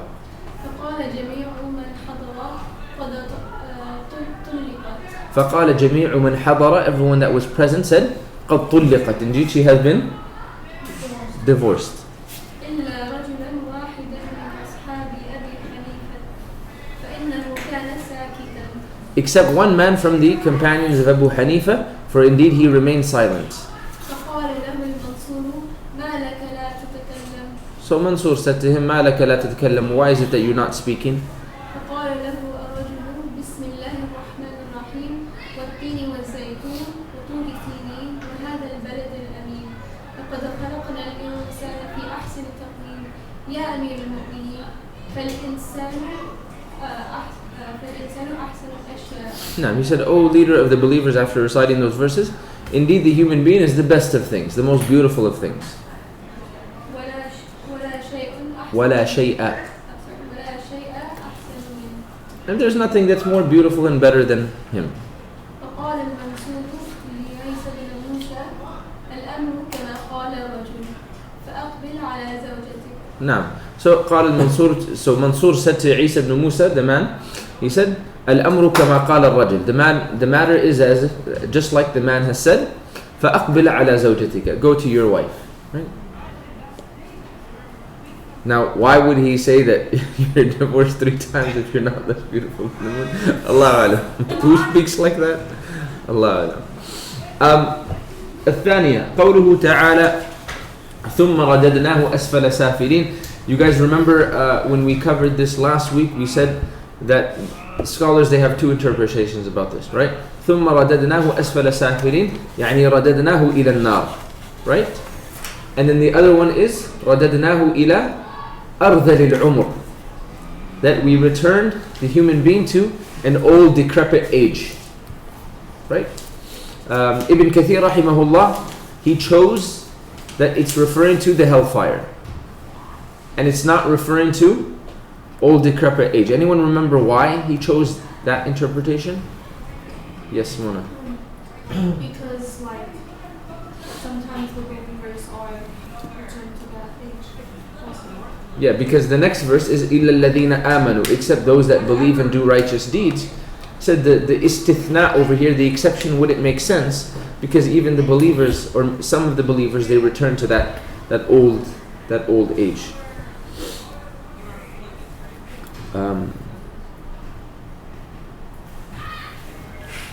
Okay. Read Shayan. الثانية قوله تعالى ثم رددناه أسفل سافلين. ثانية قوله تعالى ثم رددناه أسفل سافلين أي إلى أرذل العمر. أي إلى أرذل العمر, meaning we return him to the lowest of the lows. إلى أرذل العمر, which means this old, decrepit, senile age. وهو الحرم بعد الشباب. وهو الهرم بعد الشباب. It is literally becoming senile or old بعد الشباب, after youthfulness or young age. والضعف بعد القوة. And weakness after strength. حتى يصير كالصبي في الحال الأول حتى يصير until he becomes كالصبي like a child في الحال الأول in his first stage. Okay, stop.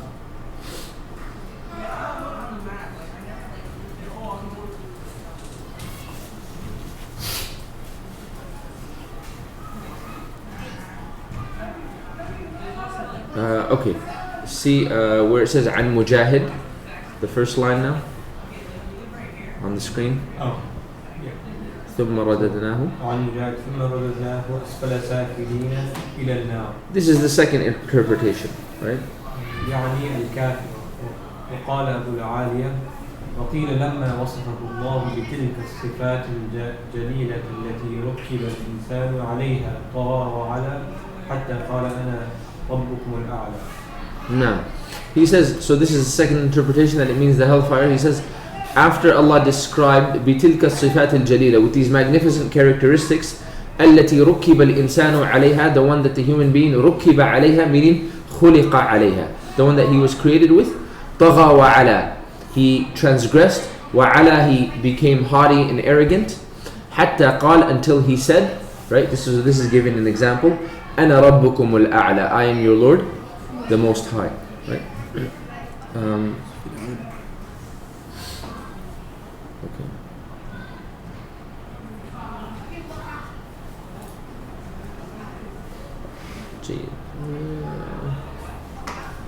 Have you guys studied no, استثناء منقطع, استثناء متصل? No? No? No? Then we won't take that one.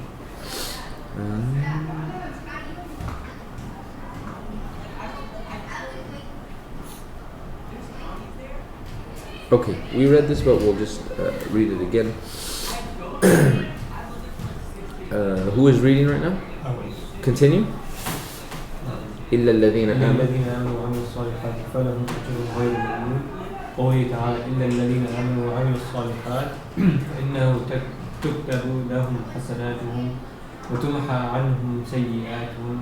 قوله تعالى إلا الذين آمنوا وعملوا الصالحات, except those that believe and do righteous deeds, فإنه تكتب لهم حسناتهم, that their good deeds will be written for them, وتمحى عنهم سيئاتهم, and their sins will be erased. قاله ابن عباس قال وهم الذين أدركهم الكبر لا يؤاخذون بما عملوه في كبرهم. قال Ibn Abbas said وهم الذين أدركهم الكبر. He said this is the people that they have been overcome with old age. لا يؤاخذون بما عملوه في كبرهم. They will not be held accountable for that which they did or do in their old age. Read حمزة. وروى الضحاك عنه قال إذا كان العبد في شبابه كثير الصلاة كثير الصيام والصدقة ثم ضعف عما كان يعمل في شبابه أجر الله عز وجل له ما كان يعمل في شبابه. No. Al-Dhahak said that if the slave in his young age, he used to pray a lot and fast a lot and give a lot of sadaqah, ثم ضعف عما كان يعمل في شبابه, then he becomes weak or incapable of doing that which he used to do in his young age. أجر الله عز وجل له ما كان يعمل في شبابه, يعني أجر over here كتب الله. Allah will write down, record for him that which he used to do in his young age. Continue. Is that only for old age, or does that apply for like any other circumstance? The hadith we're about to read, even if he travels or becomes sick. Okay. وفي حديث قال النبي صلى الله عليه وسلم إذا سافر العبد أو مرض كتب الله له مثل ما كان يعمل مقيما صحيحا. وقيل إلا sorry. The Prophet ﷺ said إذا سافر العبد أو مرض, that if the slave travels or becomes sick, كتب الله له مثل ما كان يعمل مقيما صحيحا, that Allah will record or write down for him similar to that which he used to do when he was a resident and that which he used to do when he was healthy. Continue. وقيل إلا الذين آمنوا وعملوا الصالحات فإنه لا يخرف ولا يحرم ولا يذهب عقل من كان عالما عاملا به. Okay, so another interpretation or another way that إِلَّا الَّذِينَ آمَنُوا وَعَمِلُوا الصَّالِحَات can be understood is that إِلَّا الَّذِينَ آمَنُوا وَعَمِلُوا الصَّالِحَات, indeed those that believe and do righteous deeds, فَإِنَّهُ لَا يَخْرُفُ وَلَا يَهْرَمُ. فَإِنَّهُ لَا يَخْرُفُ means that indeed the one who believes and does righteous deeds will not يَخْرُفُ, will not become senile. Okay? وَلَا يَهْرَمُ will not will not become old, will not reach this like decrepit state. Okay? وَلَا يَذْهَبُ عَقْلُ مَنْ كَانَ عَالِمًا عَامِلًا بِهِ. And the person who basically used to be عالما, was knowledgeable, عاملا به, and would act upon it, لا يذهب عقله, that their intellect will not go away. فهمتم? I translated it backwards. ولا يذهب عقل من كان عالما عاملا به.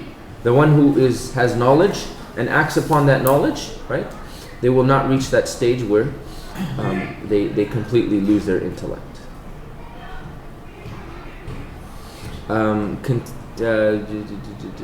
كاشان read وعن عاصم الأحول عن عكرمة. وعن عاصم الأحول عن عكرمة قال من قرأ القرآن لم يرد إلى أرذل العمر. نعم, عكرمة said من قرأ القرآن. من قرأ القرآن literally means whomsoever recites the Quran. The intended meaning من قرأ القرآن يعني whomsoever constantly recites the Quran throughout their life. من قرأ القرآن لم يرد إلى أرذل العمر, will not be returned to this old decrepit age, or will not basically reach this old decrepit age. روي عن ابن عمر عن ابن صلى الله عليه وسلم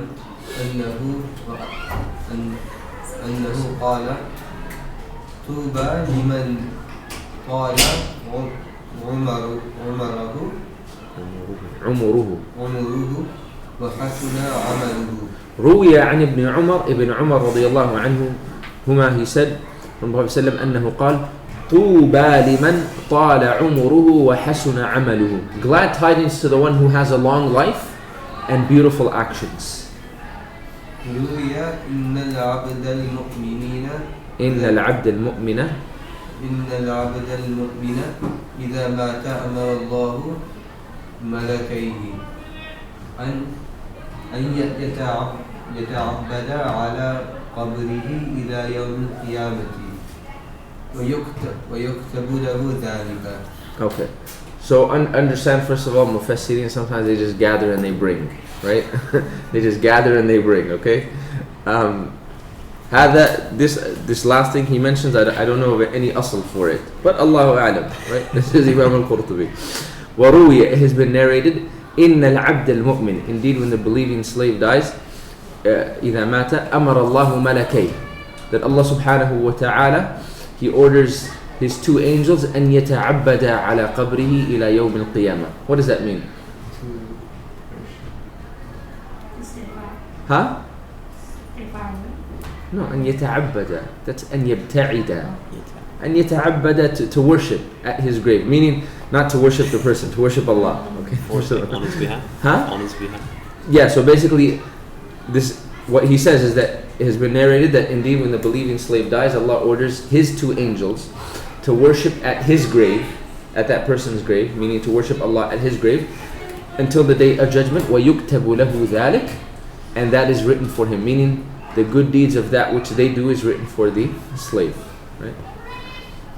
And then he just goes into the next verse. قوله تعالى فَلَهُمْ أَجْرٌ غَيْرُ مَمْنُونَ قال الضحاك أجر بغير عمل وقيل مقطوع. أجر غير ممنون, we took it as غير مقطوع, a reward that's not cut off. One of the other meanings he gives, أجر بغير عمل, that you'll be rewarded for that which you did, and you will also be rewarded for things that you didn't do. أجر بغير عمل. فهمتم? Yes. Earlier you said that their intelligence will go away. Is that referring to like diseases like Alzheimer's, or would you be No, like they just basically lose their intellect. Not Alzheimer's. They just Like, essentially, they're losing their intelligence. Like, is that referring to something similar, or Could be. could be.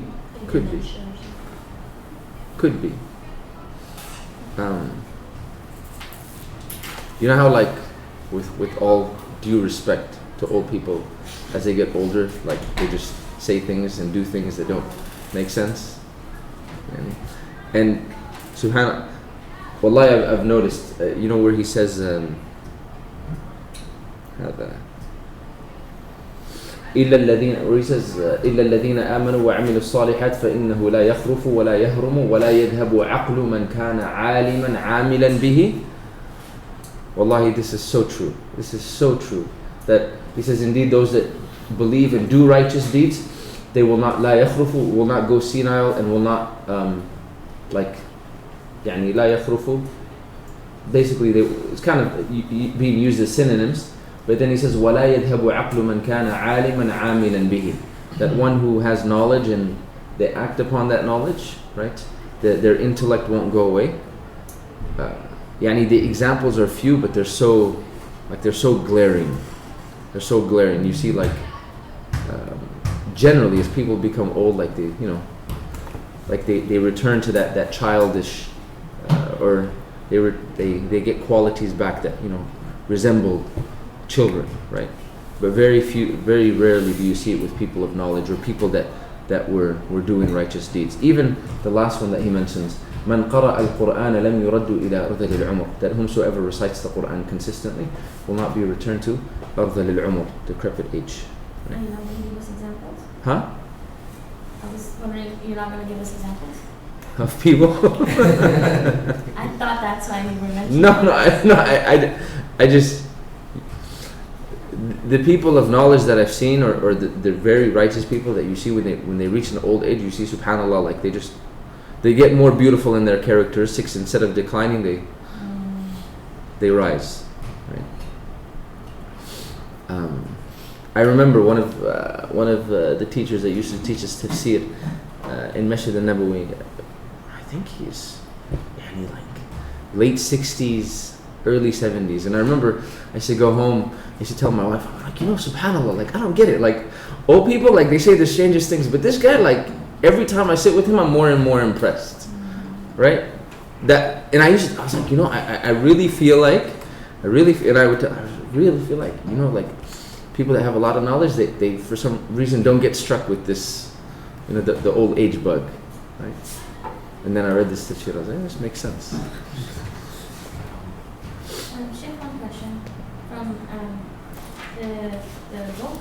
When we read Ama Wallahi, what does Ama mean here? It's hard to translate, Ama Wallah. It's like Allah, right? Huh? Like Allah? Kind of like Ala Wallah.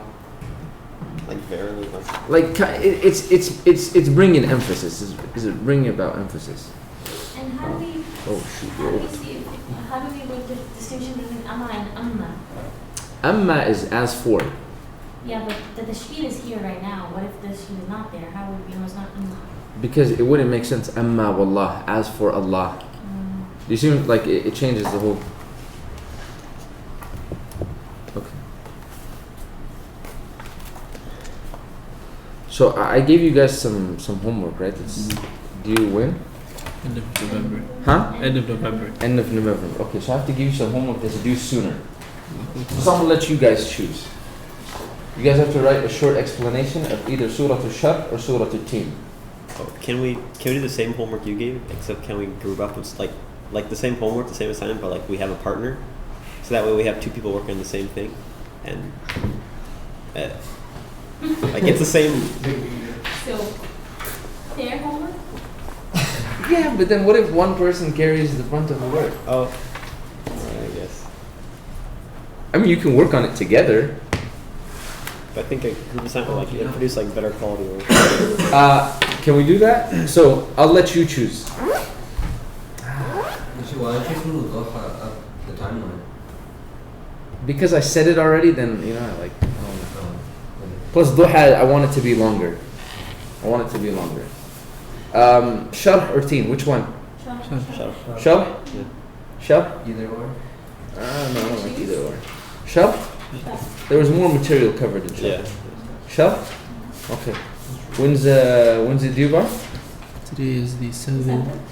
I know. When's it due by? Huh? End of October, yeah. End of October, huh? When?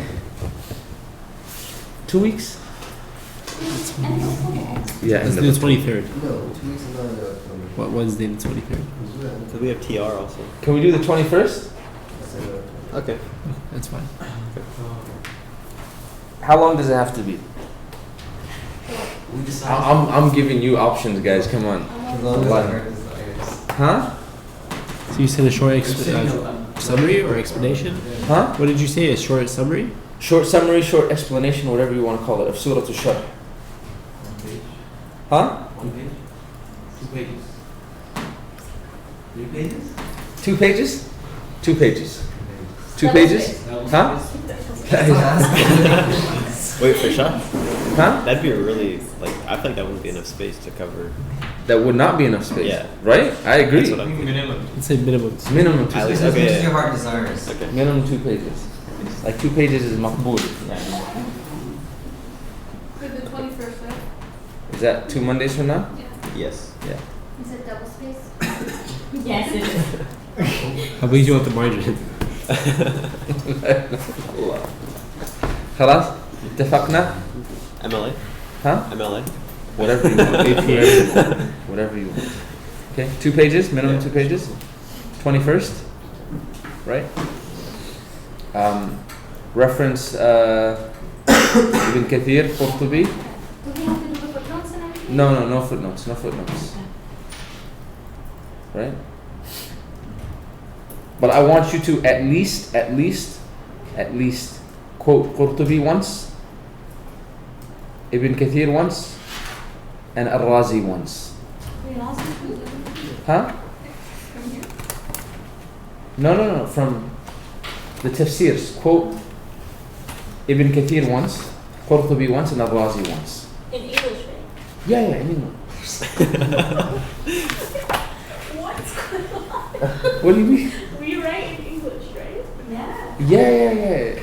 Oh, okay, yeah. Oh, she thought. So we can just write Imam Qurtubi says in his tafsir this reference, like whatever, like that, right? Yeah, but that part, write in Arabic. Which part? Whatever you're quoting. His quote. Yeah. And then translate it. Yeah. So we're all going to be coding from the three tafsirs that we read. So do we keep coding? Well, one direct quote. Just one direct quote. You'll be summarizing in general, correct? Yeah. Right? Right. So, for example, Al-Razi. I'll give you the quote for Razi. Right? He says, why does Allah mention the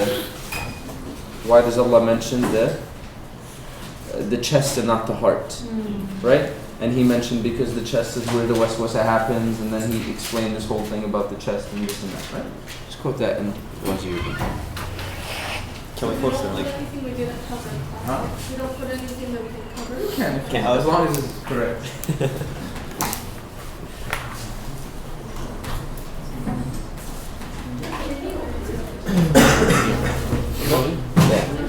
It's my first year. Yeah. But that's the homework's due like a week before, so. TR's 25th, so I have. Yes. Same for me. Oh, nice. It's real close. Yeah. For some people. Or NorCal folks. The past we had to go like 6 hours up. 5 hours up. This year's, I would say, West is going to be pretty far. It's going to be NorCal, so we'll go far for that.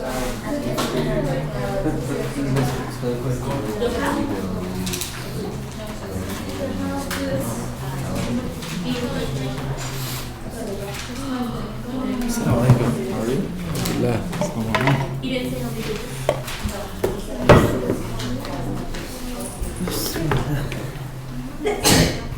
Okay. And then this October 21st.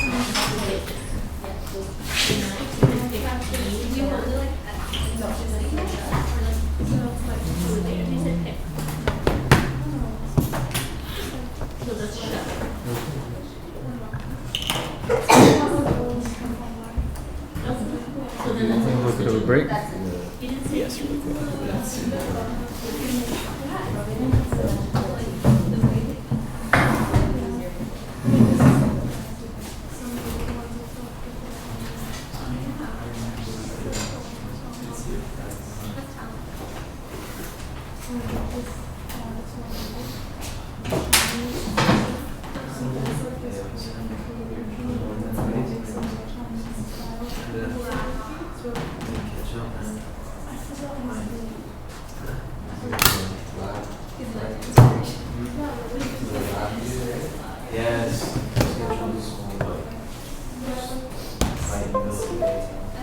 It's the one to do with me. Yeah. That's why, like, ideally, this one wants to prefer the writing and like smaller stuff like this. Oh, that makes sense.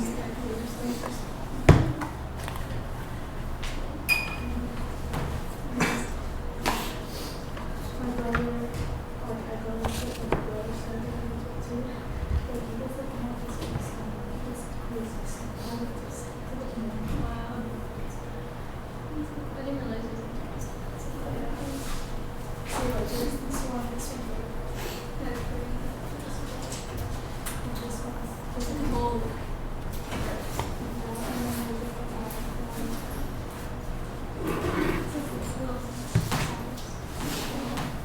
Some people go really into it, having dots, having super like the space between this here. Wow. You guys can get really good at this, right? Yeah. I just have to play around. That's great. Obviously, you like it.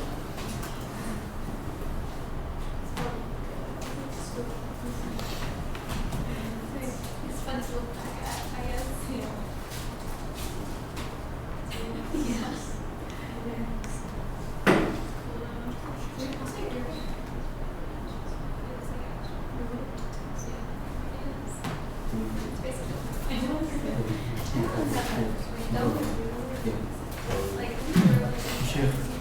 Do you have any quiz? Or not? Balloon quiz. The photo was printed out? Yeah. I might. I mean, I did it and then I did it when I was in class. You did it when you were in? In class. In class? Yeah. Oh.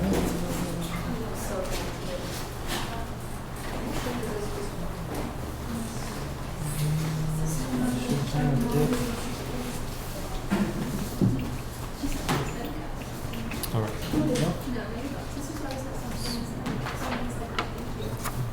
Oh, it's just smart. And so you know how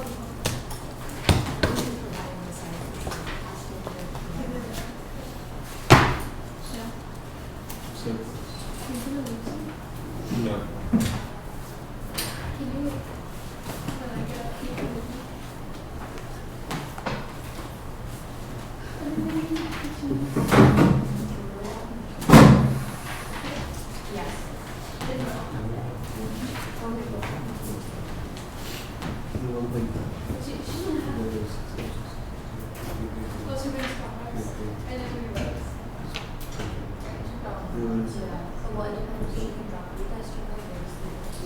Maybe that's what I don't think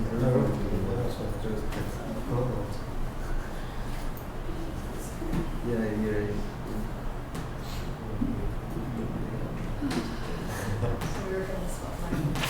Okay. So is this 0.5? Minus 0.5. Okay. And the front is correct, right? Yeah. Shouldn't it be 21 out 21.5? It should be 21.5. Okay.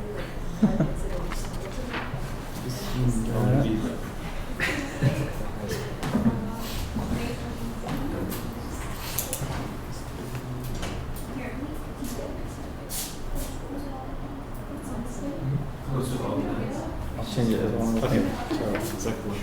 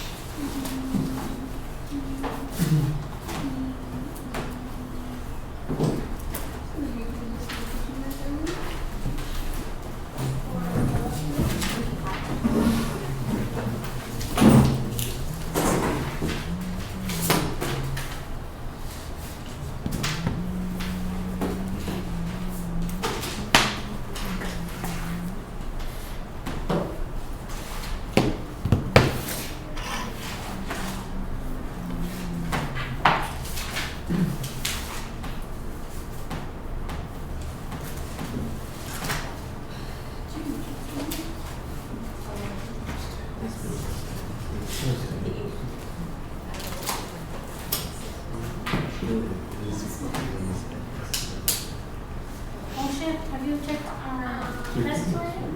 No? It's over.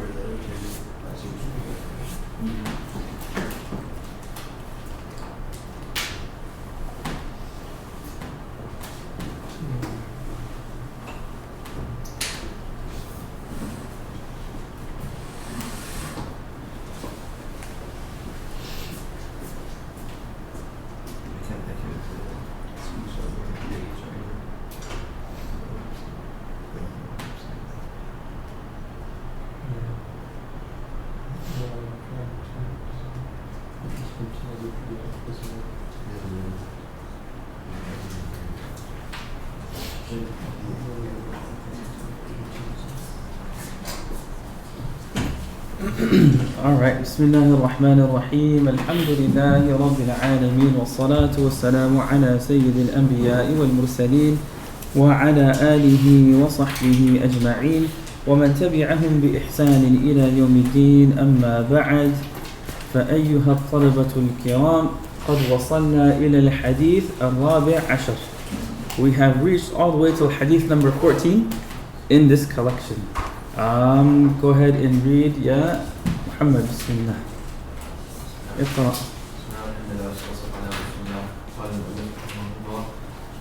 عن أبي مسعود رضي الله عنه قال قال رسول الله صلى الله عليه وسلم لا يحل دم امرئ مسلم إلا بإحدى ثلاث الثيب الزاني والنفس بالنفس والتارك بدينه مفارق للجماعة رواه البخاري ومسلم. Good. عن ابن مسعود رضي الله عنه, from Ibn Mas'ud رضي الله عنه said, the Messenger of Allah صلى الله عليه وسلم said, لا يحل دم امرئ مسلم, the blood of a Muslim person, the blood of a Muslim individual is not permissible. إلا بإحدى ثلاث, except in three instances. Right? إلا بإحدى ثلاث, except in three instances. The literal translation would be except for one of three things. Right? Except for one of three things. الثيب الزاني, the married person who commits adultery. Right? الثيب الزاني, the married person who commits adultery. والنفس بالنفس, a life for a life. وَالتَّارِكُ لِدِينِهِ, the one who abandons his religion. الْمُفَارِقُ لِلْجَمَاعَةِ, and separates from the community. Alright, so let's look at the vocab and the grammar first.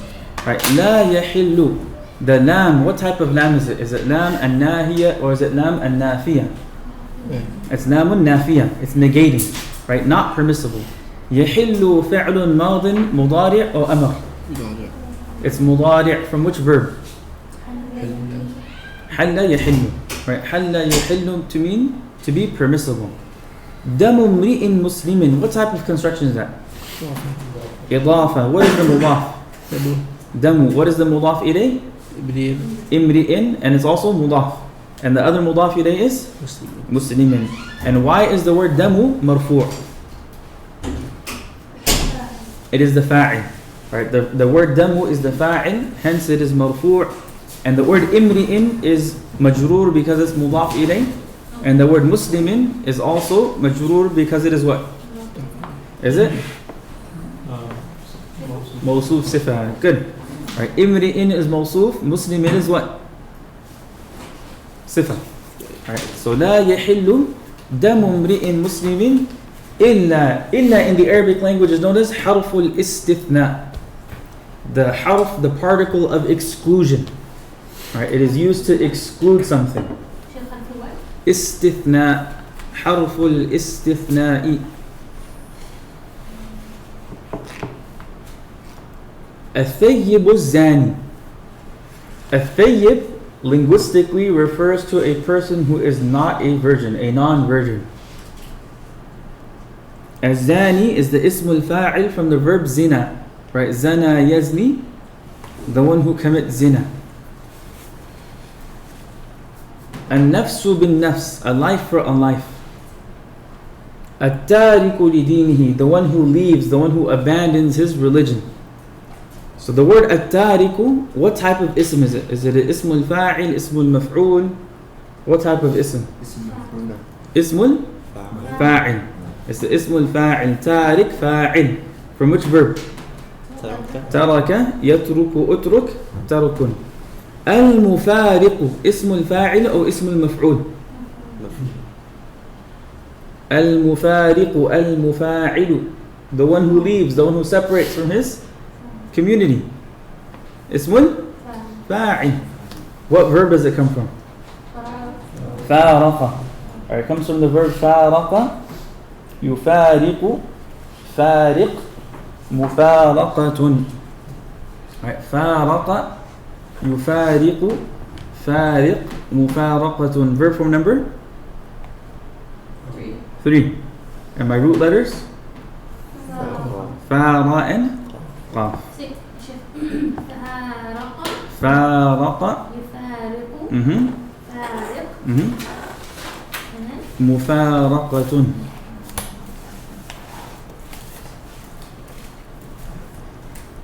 فارق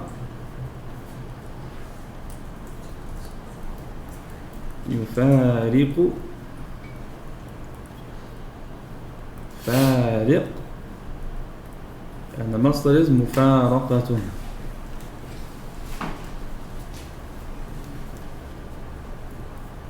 And تارك is from ترك.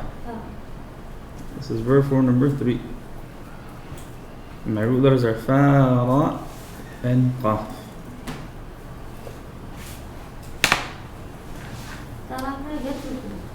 يترك. ترك يترك. And then what's the other? اترك.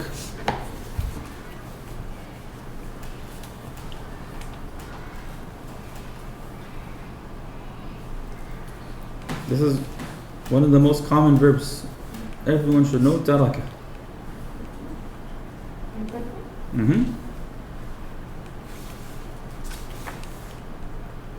ترك. Verb form? 1. The root letters? Ta, ra, and kaf. Alright, so this particular hadith is very, very significant. It's very important because it is discussing the sanctity of a Muslim's life. Right? It is discussing the sanctity of a Muslim's life. A Muslim's life is considered to be sacred. Right? The life of a Muslim, our lives are considered to be sacred, and they are protected by the Sharia. They are protected by the rules and regulations that have been dictated and revealed by Allah subhanahu wa ta'ala and explained and clarified by the Prophet sallallahu alaihi wasallam. So life is something that is sacred, it is inviolable. And a Muslim's life may not be taken unjustly. Key word here is what? Unjustly. Right? A Muslim's life may not be taken unjustly under any circumstance unless they commit a crime so heinous, harmful, and detrimental to society that they no longer deserve to live. So unjustly taking the life of another Muslim is completely impermissible. Because the life of a Muslim is sacred, it is inviolable, there's some sanctity to it. But if a Muslim individual gives up that right to live by committing a crime that is so heinous, that is so harmful and detrimental to society, they give up that particular right. And the criteria for determining the seriousness of a crime is not subjective. Right? The criteria that we have for determining the severity of a crime through which a person gives up the right to live, it is not something subjective. It is not subject to our own ideologies and philosophies and worldviews and understanding of how things happen and occur. Right? Rather, the seriousness of the crime and its punishment is determined by whom? Allah subhanahu wa ta'ala.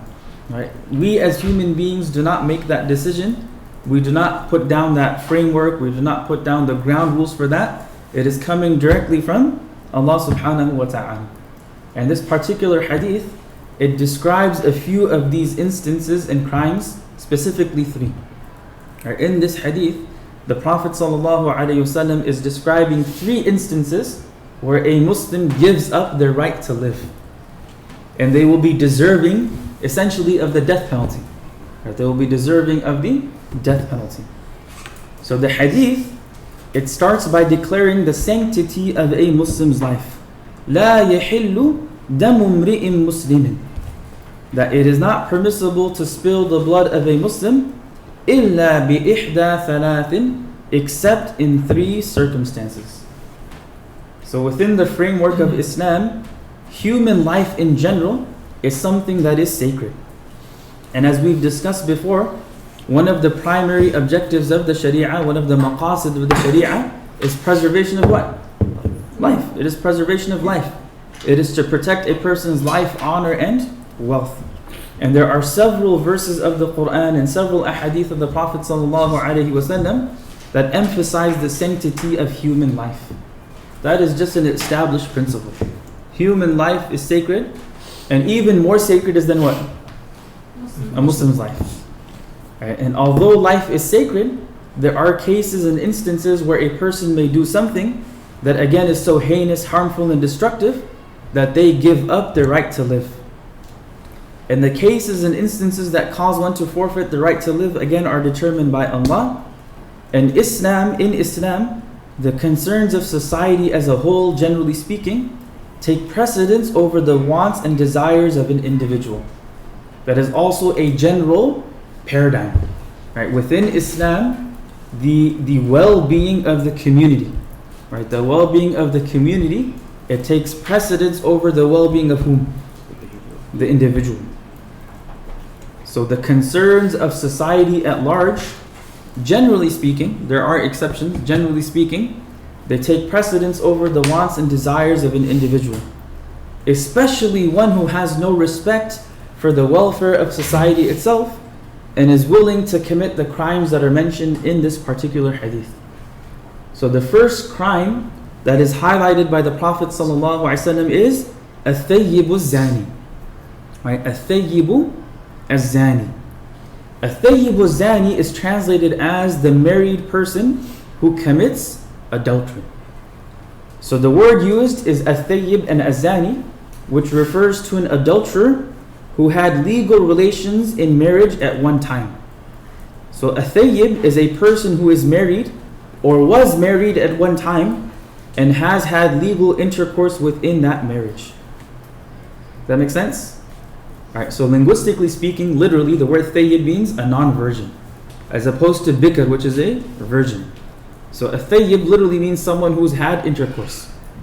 But within the constructs of the Sharia, especially in this context, it's referring to someone who had lawful intercourse within the bounds of marriage.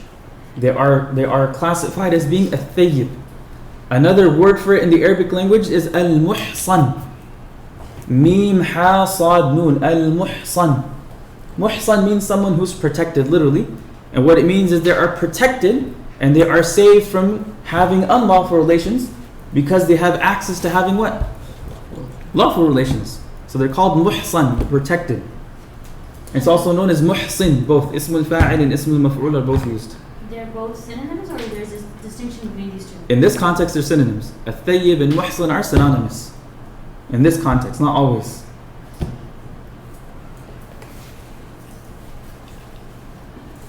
Right. Zina, it refers to unlawful sexual intercourse, which includes both adultery and fornication. Right. Zina is more general than simply fornication or adultery. It includes both of them.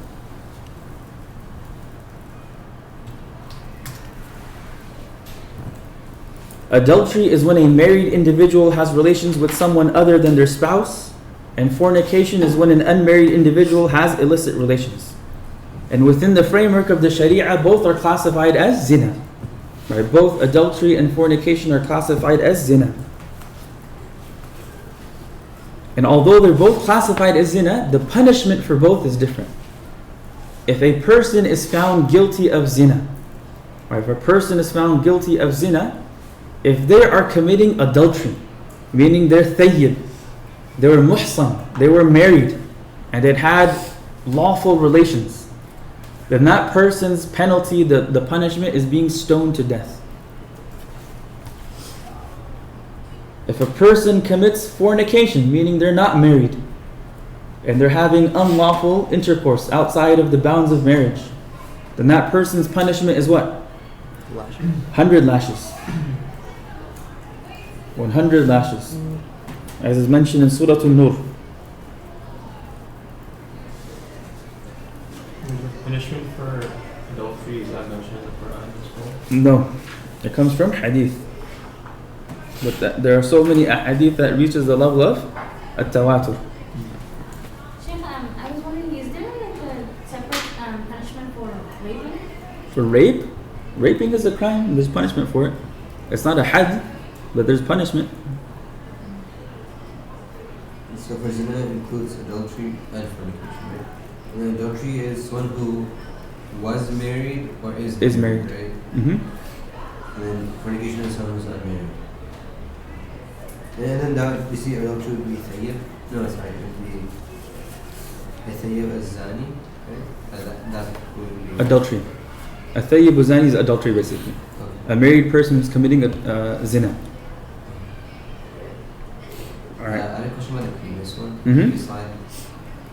Why does it specifically say, like, what's the significance of it being specifically a Muslim, the blood of a Muslim? And this particular hadith, Yeah. the Prophet is just highlighting that the Muslims are even closer and their blood is even more sacred because of their Islam. Okay. And they are the ones who are bound by these laws that are being mentioned. Oh, so these laws, like, might not apply to non-Muslims? Mm-hmm. He was married, so they're married, they got divorced, and then at a later time this happens. Still. So, Still. That would go under stoning though, because Yeah. Mm-hmm. And you said that these hudud don't apply to non-Muslims. Usually not. Alright, so the punishment for fornication is 100 lashes. As mentioned in verse number 2 of Surah An-Nur. And the punishment for adultery is stoning to death, as is mentioned in several ahadith of the Prophet ﷺ. So a muhsan who commits the crime of zina is deserving of death because they have committed a crime that slowly eats away at and destroys the family, community, and society. Right, so this is the fuqaha now, the jurists or the ulama, the scholars, discussing some of the wisdoms why that person is forfeiting the right to live. Why is it that they are considered to be deserving of the death penalty?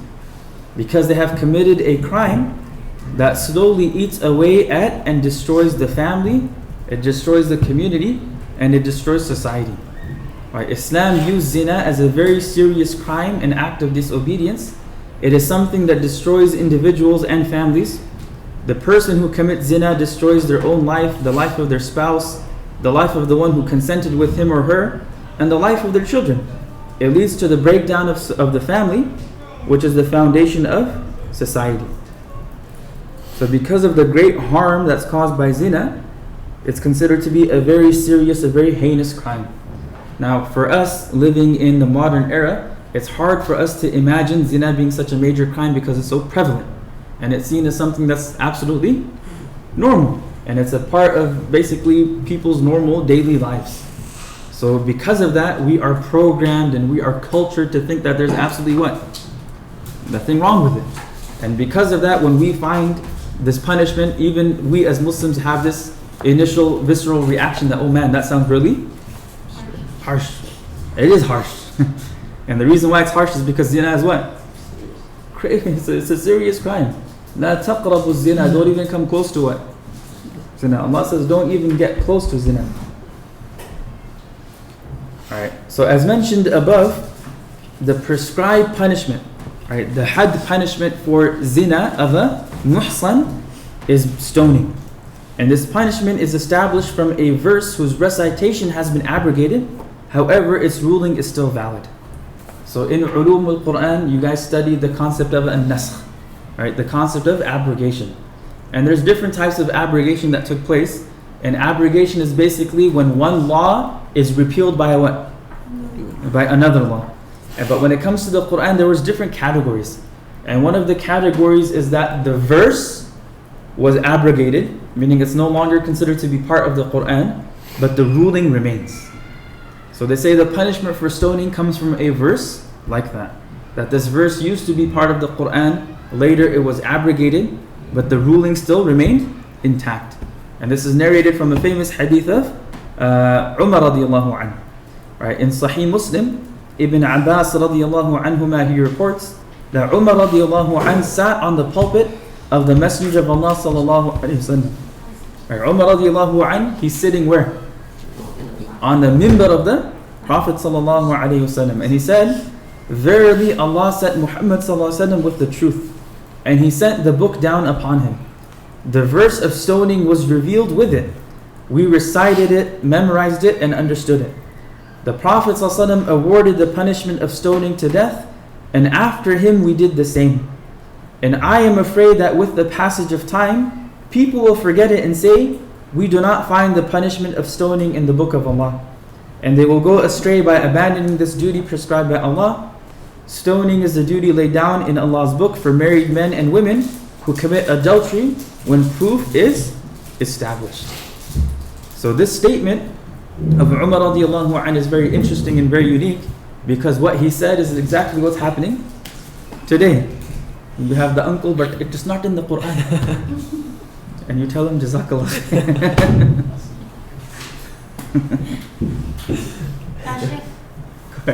I want to know, did the abrogation happen after the death of No, Prophet? abrogation can only happen during the life of the Prophet ﷺ. He's just reminding. Abrogation only took place during the life of the Prophet ﷺ. Sorry, go ahead. I'm taking a class in university on the Middle East, and the teacher talked about how the stoning punishment is like a made-up concept. It's cultural. It's not in the Quran, and only lashing is in the Quran. I mean, technically only lashing is in the Quran. But it's not cultural made up. This was the established punishment of the Jewish community of that time as well. Right? The Jewish community in Medina, their prescribed punishment for adulterous couples was also what? Stoning to death. It was a common practice of that time. For people to say this is just like some cultural made up history is being either academically dishonest or ignorance. Right? It means they're not aware of the history and they haven't looked into the history of it. This was an established practice of that era. What do you need to? What does one need other than like evidence for what, like to fulfill like the punishment? Like, to act it? We'll get there, but the only way that the crime can be proven is through confession. Someone confesses to the crime that I committed zina, or there's 4 male eyewitnesses. And those 4 male eyewitnesses actually see the act taking place. And all 4 come and testify in front of the judge. And the judge will ask him, who was it, where was it, when was it, how was it? And videotapes don't count. Nope. So technically speaking, it is almost impossible for it to be proven by testimony. And very rarely are you going to find someone coming and confessing to zina. And even the Prophet ﷺ, when those companions did come and confess, he basically told them what? Go away. Right? Just go do tawbah, that's between you and Allah. But we'll get there. Make sense? A general principle is that the more severe the punishment, the more stringent the burden of proof is. Right? The more severe the punishment, the greater the burden of proof. Alright. The punishment can only be enacted once the crime has been proven without the slightest doubt or ambiguity. So the only time this punishment will actually be carried out and given is when there is no doubt or ambiguity. And again, under Islamic law, there are only 2 ways to prove the crime. The testimony of 4 credible male eyewitnesses, and the second is confessions. And hudud penalties, right, this punishment, can only be exacted by the state and only after a trial. There's no such thing as vigilante justice in Islam. Right? These punishments can only be enacted by whom? The state, right? By the governmental authority, and it can only be done after a proper trial. So one must never forget this. The Quran and Hadith address the collective, the state, those in power, and not the individual on this matter. Right? When the Quran and Hadith are talking about punishments and their crimes, we're not speaking to individuals. We're speaking to the collective. Right? We're speaking to the government power. Gotcha. For if it goes to, when it goes to court, can is this saying that a judge can apply the capital punishment, or just saying that a judge has to? If he has 4, he has to. Okay. There's no option. If it's proven by 4 credible male eyewitnesses, then he has to have that punishment carried out. What are some examples of like modern day Islamic courts that are like doing it right? There is no Muslim country in the world that practices Sharia law completely. But there are Muslim countries that do have Sharia courts. Right? And currently the only countries that have Sharia courts would be like Saudi Arabia. But again, their application is very not severe. It's pick and choose. They'll apply it in some cases they won't apply it. Malaysia has Sharia courts. Pakistan has Sharia courts. But most of the Muslim countries, after being colonized, they adopted English common law, right? And they relegated the Sharia courts to civil matters. So marriage and divorce and business transactions and contracts. But anything having to do with crime and punishment, they adopted English common law. But does Brunei have it? Brunei said he would, but then he suspended it. Brunei is just also khali wali. There is no Muslim state, there's no Muslim polity today that actually practices Sharia, although they may claim to do so. Especially not Saudi Arabia. Especially not Saudi. They will use the Sharia when it's to their benefit, and when it's not to the benefit, they'll be like, "Salam."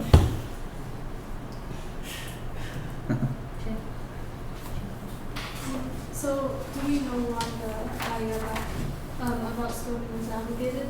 Or It doesn't mention the reasoning for it. Alright. We'll talk more about this in great detail, inshallah. Just so we have a proper understanding of how these punishments work and how crimes and punishment work within the Sharia. Alright. The second crime that's mentioned by the Prophet ﷺ is life for a life. An-nafsu bin-nafs. So if a person intentionally kills someone unjustly, if they commit murder, then they are also deserving of the death penalty. Right? Allah subhanahu wa ta'ala says, وَكَتَبْنَا فِيهَا أَنَّ النَّفْسَ بِالنَّفْسِ. Right? Similarly, Allah subhanahu wa ta'ala says, يَا أَيُّهَا الَّذِينَ آمَنُوا كُتِبَ عَلَيْكُمُ الْقِصَاصُ فِي الْقَتْلَى. That, O you who have believed, O people of Iman, prescribed for you is legal retribution for those who have been murdered. So if a person is found guilty in the court of law of premeditated murder, then there are 2 possible outcomes. Number 1, they receive the death penalty, or number 2, if the family forgives them, they will pay blood money. Make sense? Alright, so here when we're talking about an-nafsu bin-nafs, we are talking about specifically the crime of premeditated murder. And we're going to read in Quduri, when it comes to qisas, there are different classifications of murder. There's straight up murder, homicide, right? Then there's manslaughter, then there's accidental homicide, and there's all these other categories. So depending upon what category, what level it is, the punishment will vary and the retribution will vary. So here we're talking specifically about premeditated murder, homicide, that the person intended to go kill the person unjustly. There was no reason for doing so whatsoever. There's no reason for it, meaning no justification. Right. So the ruling again is there's 2 possible outcomes. If the person is found guilty of murder in the court of law, either through confession or 2 eyewitnesses. Right, 2 eyewitnesses or male eyewitnesses, or 1 male eyewitness and 2 female eyewitnesses, they will be guilty of murder.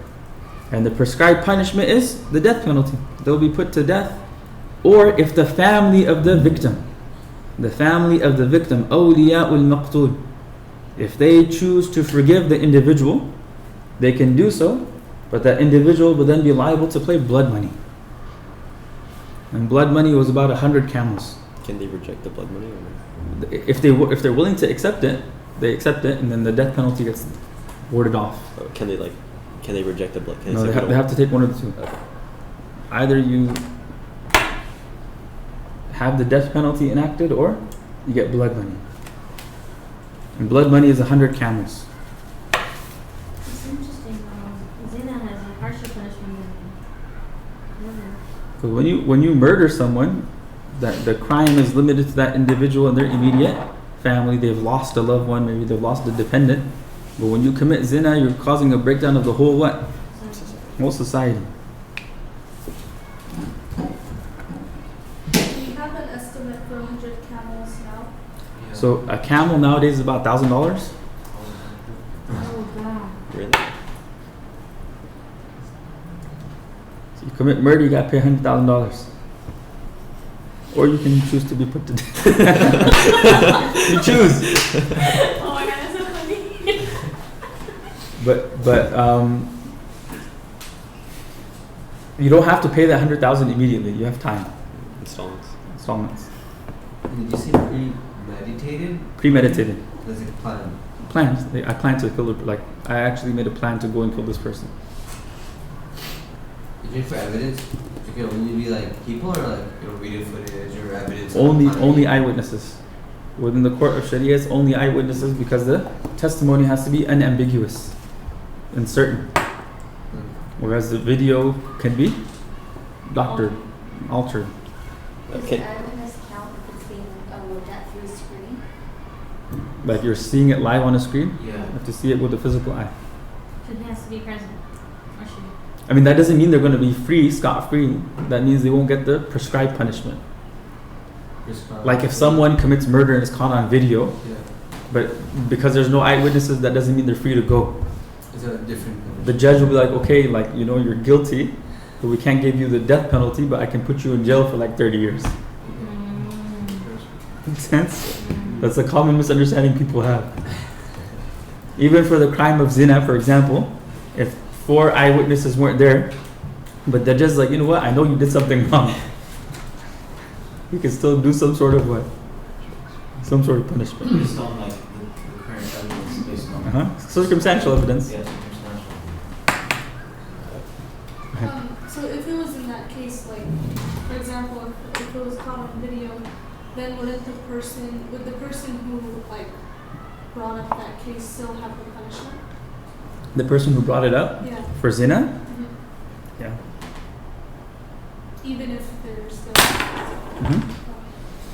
Oh really? How would someone confess? If you accuse someone of zina, you don't have 4 male eyewitnesses, then you get punished. Even if you have a video. Okay. Even if you got video, you need 4 male eyewitnesses.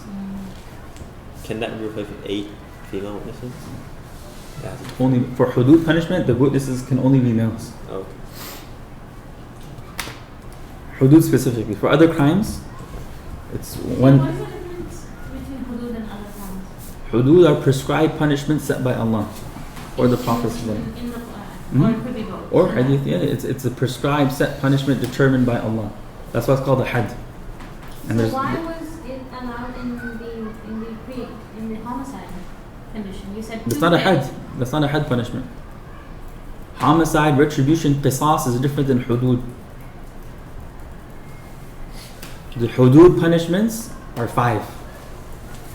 There's haddu zina, there's a had punishment for zina, there's haddu sariqa, there's a had punishment for theft, there's haddu shurb al-khamr, there's a had punishment for drinking, being publicly drunk, there's haddu al-qadaf, for accusing someone of zina without having the burden of proof, and the 5th is called haddu al-hiraba, being a highway robber, the had punishment of highway robbery or rebelling against the state.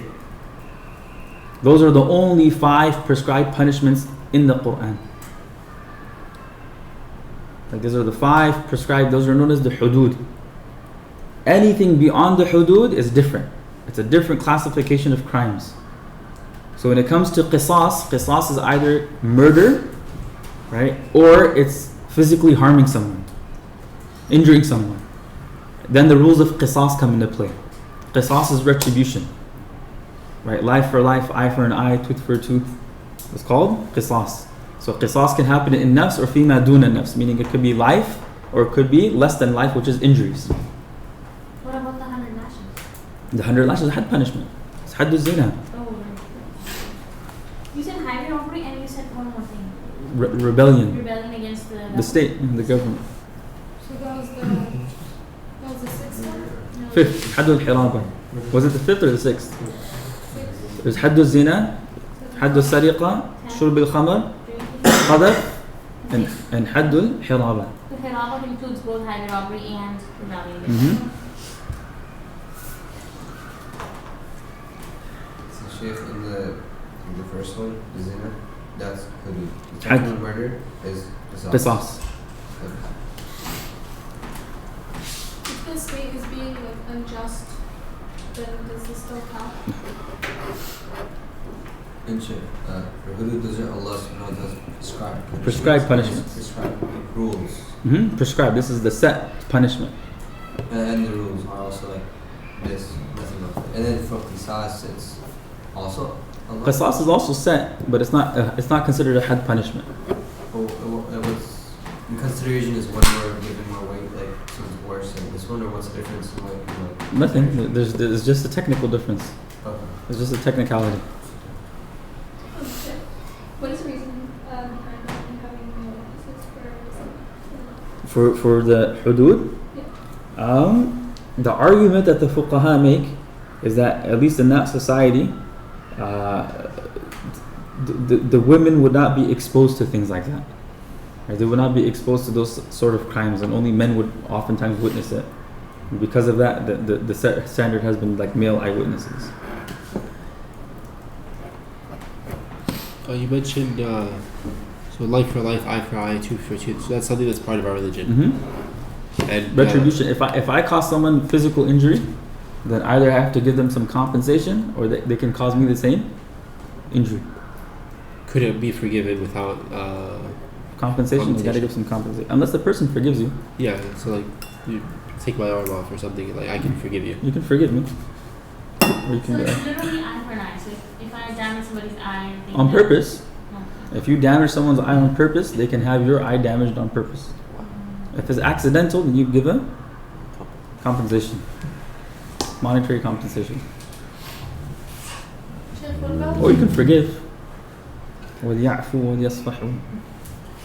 what about if like two kids are fighting in school, one punches the other, and one punches the back?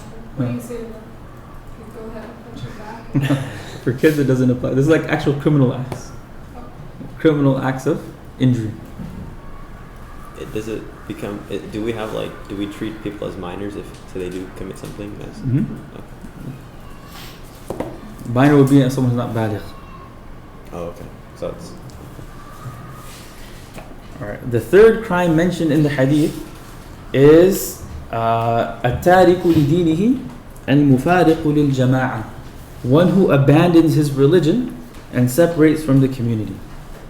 Right, so this is referring to the traditional Islamic punishment for Muslims who consciously and voluntarily leave their own religion. Right, this is we'll get there.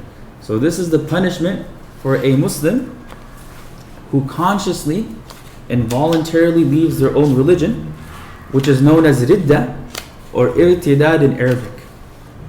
Right, ridda or irtidad. So someone who apostates, right? Someone who is a Muslim and then consciously and voluntarily chooses to leave the religion of Islam. In Arabic, they're called a murtad. They have done ridda, they have done irtidad. So ridda is usually translated as apostasy in English, which is the generic act of renouncing or leaving one's religion. Right? Apostasy is the generic act of renouncing or leaving one's religion. But within the framework of Islam, it refers to a public renunciation of Islam within an Islamic state. So very, very important restrictions here. Number one is that it's a public renunciation. If someone, na'udhu billah, decides to leave Islam, and they keep that private. They keep that private. It's not public. They're not going around telling people. It's between them and whom? Allah. It's between them and Allah. And this renunciation has to be done within an Islamic state. Right? If the renunciation is public and it's done within an Islamic state, then they get the death penalty. Right? And the reason is because that was considered a political act. It was not just something personal now. It became what? Political. So it's considered to essentially be an act of treason. Right? So Ridda or Irtidad, at least classically, had both a religious and political aspect to it in the pre-modern era. Right? Before the advent of the nation state, most people and governments identified with the religion they followed and practiced. So before the modern era, before nation states, countries or geographic locations weren't divided by countries. They were divided by what? Alhamdulillah. You had empires. You have the Muslim Empire, right? You have the Roman Empire, you have the Byzantine Empire, you have other empires, and usually these empires were being ruled and governed by a specific religion. Right? Either it was a Christian state, it was maybe there was a Jewish state, there was a pagan state, whatever it was. Right? So people identified not according to nationalities. They identified according to what? Religion. I live in Darul Islam. I don't live in Syria or Iraq or Egypt. I live in Islamistan. I'm Muslim. Make sense? Alright, so when a person renounced their religion publicly, it was seen as an act of betrayal and opposing one's community with political implications. Why would someone renounce their religion publicly? To show they're against the political authorities and basically to garner support and create what? Chaos. Blasphemy is not part of... Blasphemy is not a had punishment. It's a crime, but it's not a had punishment. So the whole case about Asya Bibi is just silly then? There's blasphemy laws. Laws exist. Well, we have them. We'll read it in Quduri. But it's not a had punishment. Is it to put them to death or no? It depends. Depends. Alright. When a person renounced their religion publicly, it was seen as an act of betrayal and opposing one's community with political implications. Alright, the details and nuances of this discussion are very long, and we'll read the article. Dr. Brown has a detailed article entitled "The Issue of Apostasy in Islam," and we'll read it together. It's quite long, but we'll read it together in class, inshallah. And he has another article on hudud, called "Stoning and Hand Cutting," which is also a beneficial read. Right, it gives you a nice, comprehensive overview and understanding of how crime and punishment works within the framework of the Sharia. But it's important, again, that people oftentimes say that Islam has a law for apostasy, and that anyone that becomes leaves Islam is subject to the death penalty. That is not the case. That is not the case. Even classically, in the classical era and historically, if someone were to renounce Islam in a non-Muslim country, no problem. Leave them, because they're already in where? Non-Muslim country. That's between them and Allah. If someone did it privately, in the confines of their own home and family, they're not creating a ruckus and they're not inviting towards it, also what? Leave them. But if it was a public renunciation within an Islamic state, that's when it became problematic. That's when it was seen as an act of treason. So it was given the death penalty because of that particular context. And that's why the Prophet says, "Man baddala deenahu faqtuluh." Right, the Prophet said, whoever changes their religion or abandons their religion, kill them. It's being said in that context. People like to take that and just run with it. So, because we don't have an Islamic State anymore, so none of these punishments can be applied, right? I mean, the hudud punishment, if you're a Muslim country and you Then say the you're government- practicing Sharia law, it's a government thing. As individuals, we don't have the right to implement any of these things. It's not part of individual responsibilities. These are governmental functions. So say if you are part of that country, do you support it or do you not say anything, or what are you supposed to do? As Muslims, you should want Sharia law. You should advocate for Sharia law. Sharia law is the best system for the governance of Even if humanity. they're picking and choosing? You should be an advocate for the complete implementation of Sharia. If you were given a choice to be ruled by English common law or Sharia law, you would choose Sharia law because it's revealed by whom? Allah subhanahu wa ta'ala. It's not the product of human efforts. Although the implementation is human efforts and understandings can be human efforts, but the general overall principles are divine. Na'am. Alright, khair. Some of the lessons and benefits. Number one is the sanctity of human life. We've already gone through that. That human life in general is considered to be sacred and inviolable. By default, every human being is entitled to a safe, secure, peaceful, and free life. Right? Default is every human being is entitled to a free, safe, secure, and peaceful life. The second is understanding the Sharia itself. Right? What exactly is the Sharia? And this is a very important discussion, especially in today's social, political context, where the Sharia is constantly being attacked and undermined and criticized and critiqued in several different ways. So in today's, at least in the Western world, right, the word Sharia has become an ugly term associated with politics and the chopping off of hands and terrorism and stoning of women, oppression of women in general, and religious intolerance. And when people hear the word Sharia, they automatically think of the Taliban and ISIS and their barbarity. Right? That is the general perception that people have. Right? When you just say the word Sharia law, automatically people are going to think of what? ISIS.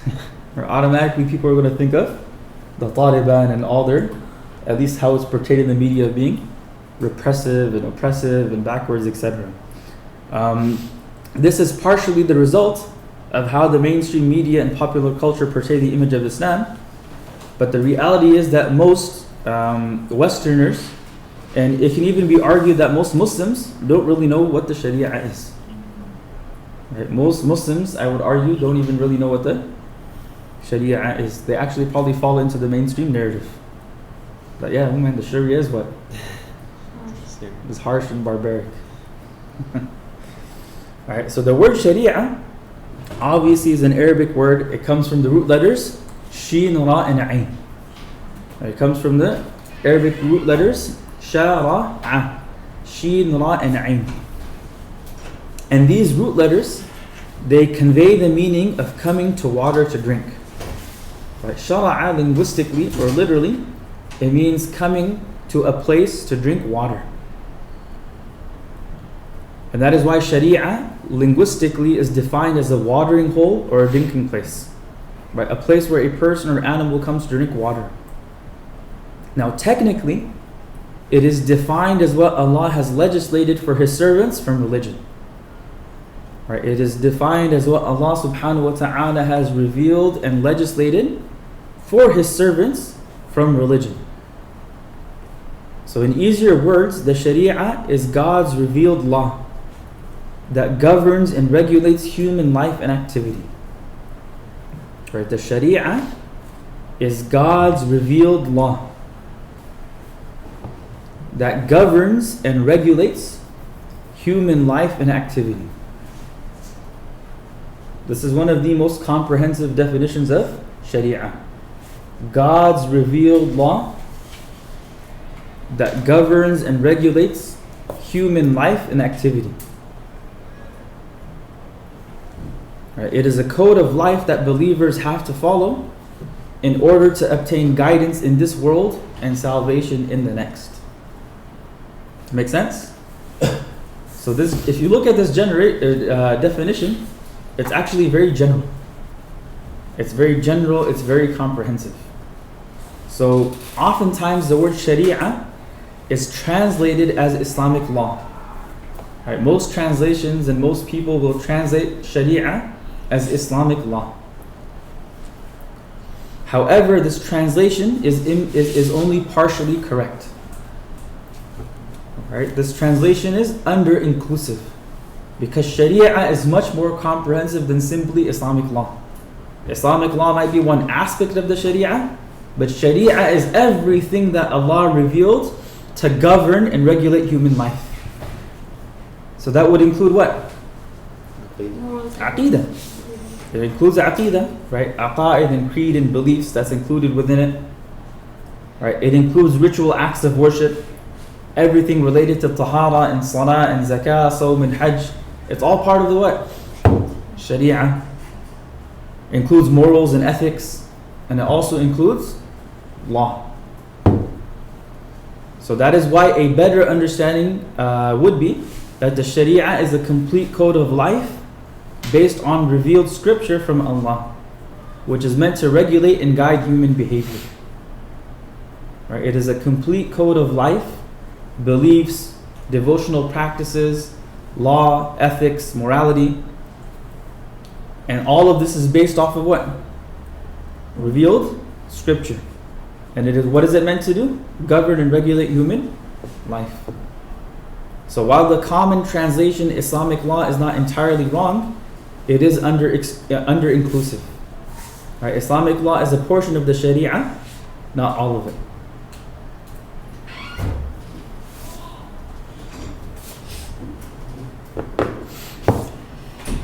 Now, having said that, Islamic law in and of itself, this one aspect of the Sharia, really has no parallel in history. Right? We can actually argue with a very strong argument that it is the most successful and widely practiced legal system in the world. Right? For the last 1400 plus years, it has been practiced by a number of different nations and societies that have strikingly different cultures and customs. And one of the reasons for its success is first and foremost that it's divine. Right? The reason why it is the most successful form of law is because it's rooted in what? Revelation. Right? It's rooted in divine revelation. It is based on revelation from the creator of the heavens and the earth. Every other system of law is man-made, and it is prone to faults, prejudices, deficiencies, injustices, and inequalities. And that is just the nature of humans. Right? Any other system of governance that you can think of, any other system of politics or law that is there, that exists in this world, they're all products of human thought. And when humans come together and develop something, it's going to include their own biases, their own prejudices, right? There's going to be inequalities built within it, etc. So the only system of law that can ensure equality and justice and morality is Islam. Because who knows best how to govern human beings than the Creator Himself? It is the most comprehensive and complete way of life that deals with every single aspect of human conduct and behavior. It is the law that governs the most beautiful way of life that is suitable for all times and all places. And that's one of the unique features of the Sharia as well. The Sharia is adaptable. It has things built into it that allow it to adapt not only to different geographic locations, but also to different time periods. And that's why it's suitable for all times and all places.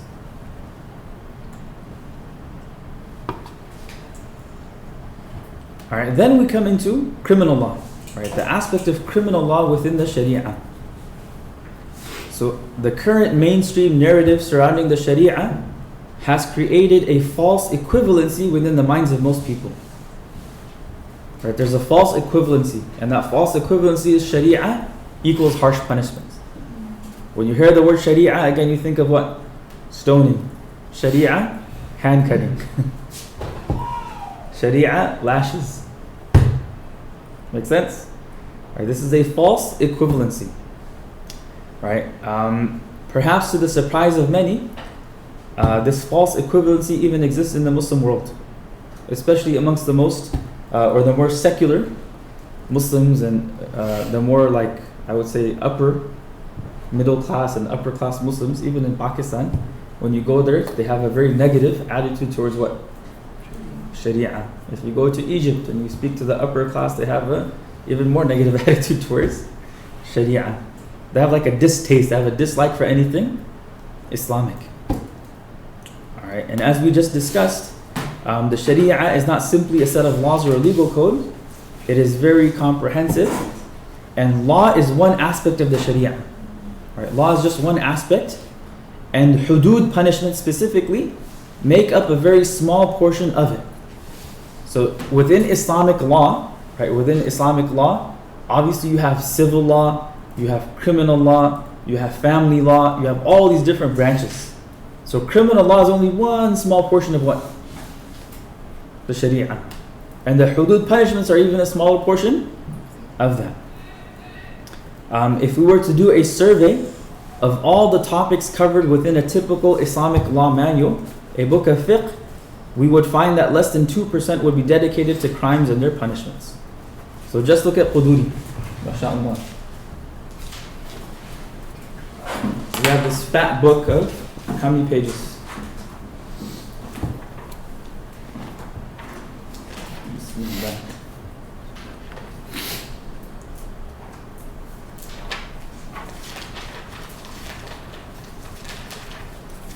Right, about 854 pages.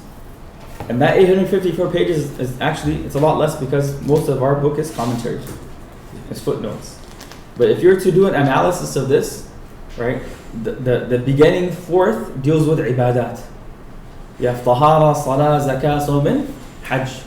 Then you have the middle section, I would say another fourth, or even a little bit more than that, dealing with civil law, which would be sales and contracts. So buying and selling, leasing, hiring, partnerships, riba, right? Anything to do with finances. Then there's a huge portion that deals with marriage and family law. So marriage and divorce, and all the different things that have to do with divorce, and who is a dependent, who's not a dependent, who's in charge of the household, and nafaqa, and all that fun stuff. And then you have a small little portion on just not just hudud but criminal law. It makes up a very, very small portion of any Islamic law manual. Where is this portion? Huh? It's Kitab al-Hudud. That's it? And Jinayat. Those are the only two sections that deal with crime and punishment.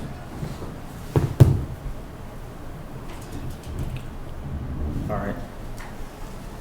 Every single society, whether big or small, whether it's rural or urban, whether it's tribal or otherwise, is in need of a system of governance. In order for a society to be healthy, productive, and flourish, in order for a society to function properly, there has to be a working system of governance, a particular system of laws and regulations that regulate behavior, because without these laws and regulations, a society would quickly devolve into absolute chaos. And that is why throughout society, or throughout history, societies have developed and refined various forms of governance and law.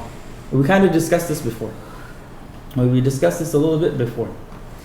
Usually speaking, at least in the modern world, there are two primary realms of law. Right? If you look at any society, any sort of government that exists in the world, whether it's the modern world, whether it's the West, whether it's the East, whether it's developed countries, whether it's third world countries, it doesn't matter. They all have two broad categories of law. There's civil law and there's criminal law. Right. Civil law, it deals with people's rights over and obligations to each other. Right? Civil law are laws that govern our rights over each other and our obligations to each other. So civil law would be laws related to contracts, right? Marriage, divorce, and property. It regulates disputes between parties. Right? If there's a dispute in contracts, if there's a dispute in a marriage, if there's a dispute in a divorce, if there's a dispute over property, inheritance, anything, that falls under the realm of what? Civil law. And the purpose of that dispute is to make sure that I get my right. So most penalties in civil law are going to be what? Financial. Right? Most penalties within civil law are going to be financial. Criminal law regulates wrongs done to the public, society, or state. Right? Wrongs that are done to the public, that are done to society or that are done to the state. So civil wrongs are punished by compensation, and criminal wrongs are punishable by either incarceration, corporal punishment, or even capital punishment. And that is common across all what? Governments and societies. Except the West might, mashallah, because of we're now in the modern era, they've removed any form of corporal punishment. What's corporal? Lashes. Physical punishment. Is crucifixion a form of punishment for any of the crimes? Mm-hmm. It is? Which one? Ridda. Not ridda, what's it called? Hiraba. Rebellion? Hadd al-Hiraba. Rebelling against the state or highway robbery. Alright. You get crucified if you do that? It's like one of the options. Oh, one of them. Which the purpose would be to like display that these are rebellers. All right. And in America, there's a huge push because of liberalism to even get rid of capital punishment. Inhumane. More incarceration. Huh? More incarceration. More incarceration, which is humane. But Sheikh, for us that are in a we can vote say a prop in California, and we can vote on capital punishment, but we see that the system is very heavily flawed and that a lot of people are dying in them, even though they're not supposed to. Mm-hmm. Can we still vote against that? Yeah, you can. Okay. You have to look at the pros and the cons and the bigger picture. So it's not a black and white. We have to support. Yeah. Because the capital punishment here is not necessarily in line with the Sharia anyways.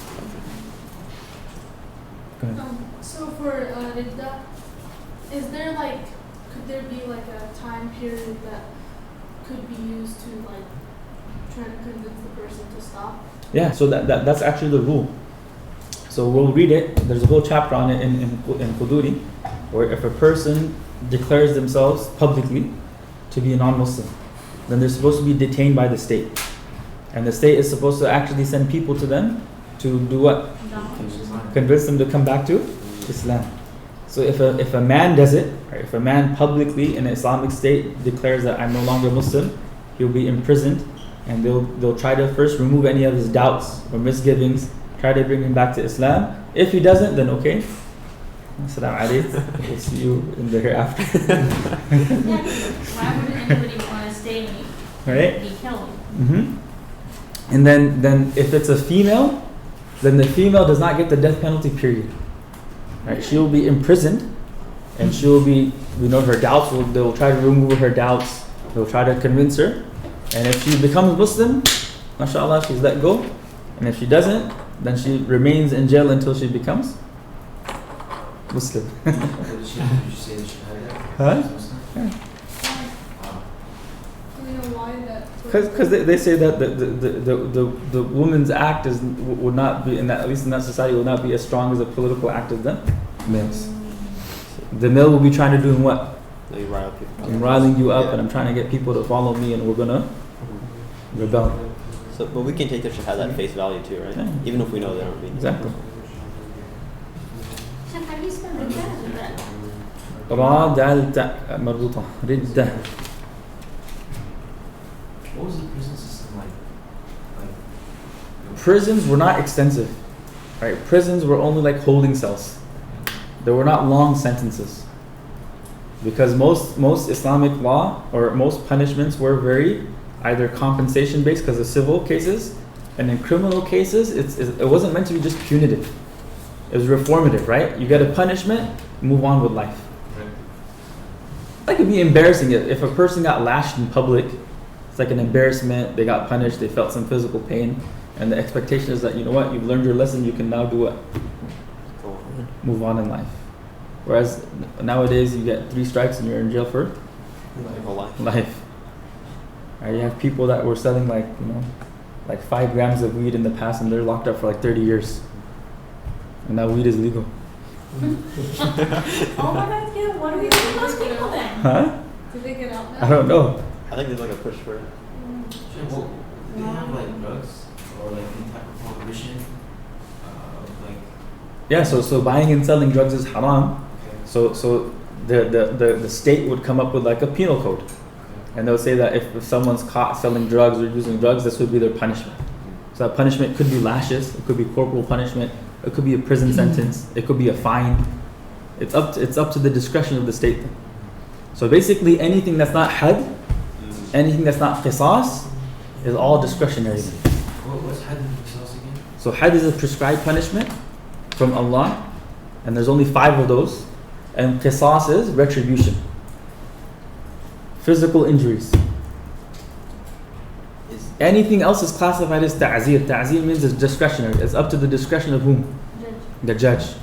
And the government, the state, can come up with a penal code. It can actually develop a penal code, like they get the ulama together and they get the judges together and they all come and sit and we develop what? This crime, this is the punishment. This is the crime, this is the punishment. And the judge can choose to follow it, but the judges can also choose not to. It becomes a guideline for the judge. Does that make sense?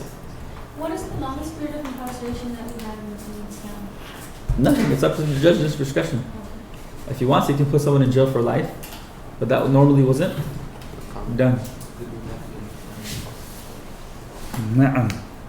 Because they're actually a burden on the government, right? A huge burden. All the burden of government, you're destroying the person's family. And is there any use of torture in Islam? No. The confessions, no. Ta'deeb, muharram, not allowed to torture people. Alright, so just like any other system of law that exists or has existed, one aspect of the Sharia is criminal law. Criminal law in most societies is simply punitive. It focuses on the punishments for specific crimes. But within Sharia, criminal law takes a more holistic approach, focusing on prevention, punishment, rehabilitation, and forgiveness. There's a lot of emphasis placed on God consciousness, morality, chastity, repentance, reformation. Basically, if you had a proper Muslim society, it would be very rare that people would actually commit what? Zina. If you had a true Muslim society, very rarely would anyone actually go and steal or even accuse someone of zina or commit murder or any of these crimes. So that's the preventative aspect. Right? That is the preventative aspect. There's all of these things about building God consciousness and taqwa and morality, etc. That is why punishments in Islam are characterized as being both preventative and reformative. They serve to prevent people from committing crimes, and they serve as a means of expiation for those who have committed those crimes. So if a person does get a had punishment, if they're repentant, that means the sin is also what? Forgiven. Make sense? So no punishment. They get the punishment, but the sin is also forgiven them. They're not like tarnished for life. They can move on. Alright. Now had, right, what is a had?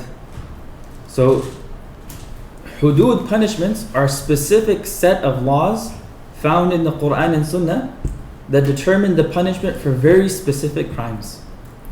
So al-hudud is oftentimes translated as the fixed punishments because they are what? Fixed by Allah. Or they are translated as divinely ordained punishments. So within the Sharia, it refers to a quantitatively fixed punishment that is imposed for a violation of the right of Allah. Right? The had punishment is defined as a quantitatively fixed punishment that is imposed for a violation of the right of Allah. So in simpler terms, there are fixed punishments that are prescribed by the Quran and Sunnah. Right? There are fixed punishments that are prescribed by the Quran and Sunnah, and there are fixed punishments for very specific crimes. So there are 5 divinely ordained punishments. Haddu zina, adultery and fornication, both. Haddul qadhaf, accusing someone of adultery or fornication without eyewitness testimony. That I can't go to a judge or I can't accuse someone of zina unless I have actual what? 4 male eyewitnesses. If I don't have 4 male eyewitnesses, guess what happens? I get punished with 80 lashes. 80? Haddu sariqa. Sariqa, it's a specific type of theft. It's not just stealing. It's a very specific definition of theft. And that is that a person is stealing something from a secure location, secretively, they're doing it in secret, and the item that they steal has to be of a certain value. If none of those conditions are met, it's not counted as sariqah. So they won't get the had punishment for it. They can get some other punishment, but not had. Make sense? Sheikh, can the penal code be harsh? I mean, stronger than The hudud? No. no? Discretionary punishments cannot exceed the hudud. So, what was the definition for the stealing one again? So stealing is it's a specific type of theft where you're stealing an item from a secure location. It's being done secretly, and the item that's being stolen is of a specific value. It's called sariqa. Sariqa. Sin ra qaf ta marbuta. Sariqa. And all of them have to be met, right? والسارق والسارقة فاقطعوا أيديهما. The fourth is حد شرب الخمر. Right, the had punishment for drinking alcohol. Again, this is if you're drinking in the privacy of your home, that's between you and Allah. If you're drinking out in public, then we got a problema. If you're drunk in public, we got a problem. And drugs are included or not included? Not included. This is khamr specifically. And the fifth is haddul hiraba, highway robbery or rebellion. So each of these terms, right, within the hudud, whether it's zina, whether it's qadaf, whether it's sariqa, shurbul khamr, and hiraba, all of these are very specific crimes. They're very, very specific crimes. And they have been ascribed fixed punishments because they are considered to be extremely heinous crimes that are harmful to both individuals and society.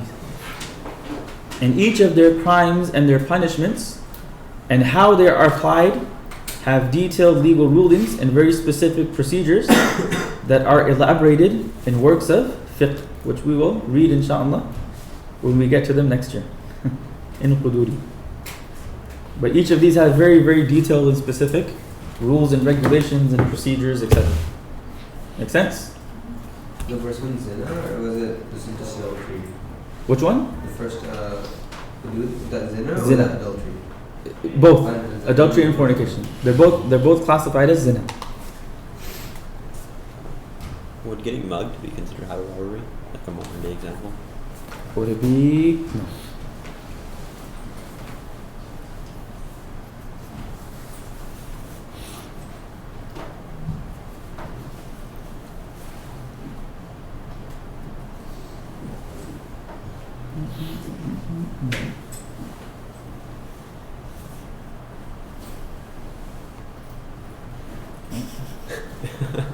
Trying to get rid of that.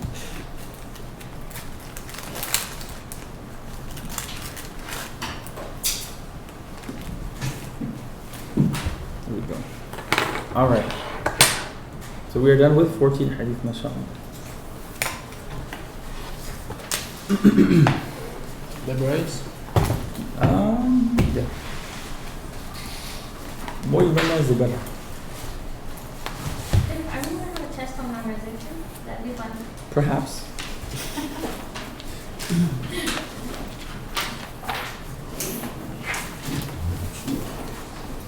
نعم بسم الله.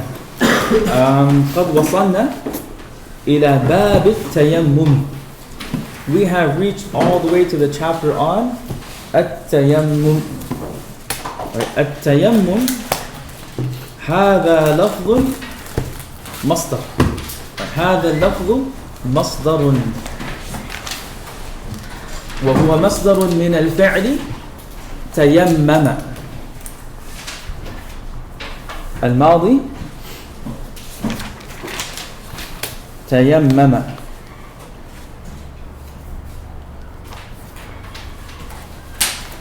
المضارع يتيمم. It sounds so hard to say.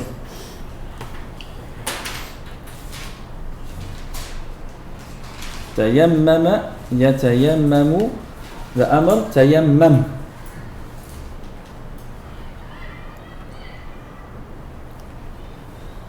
والمصدر تيمم.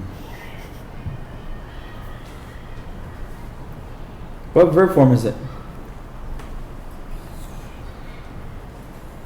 تيمم. 3. That's foul. تفعل. تيمم. Verb form? 5. What are my root letters? تفعل. Good. Ya. Mim. Mim.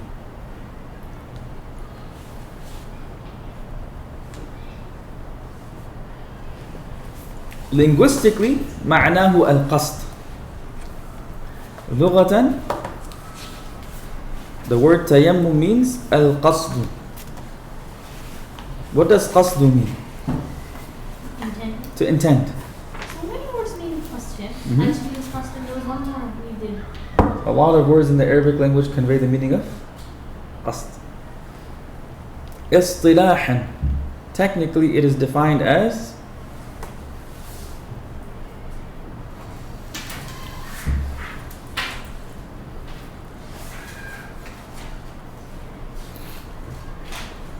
القصد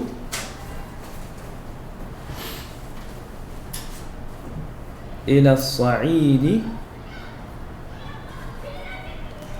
للتطهير.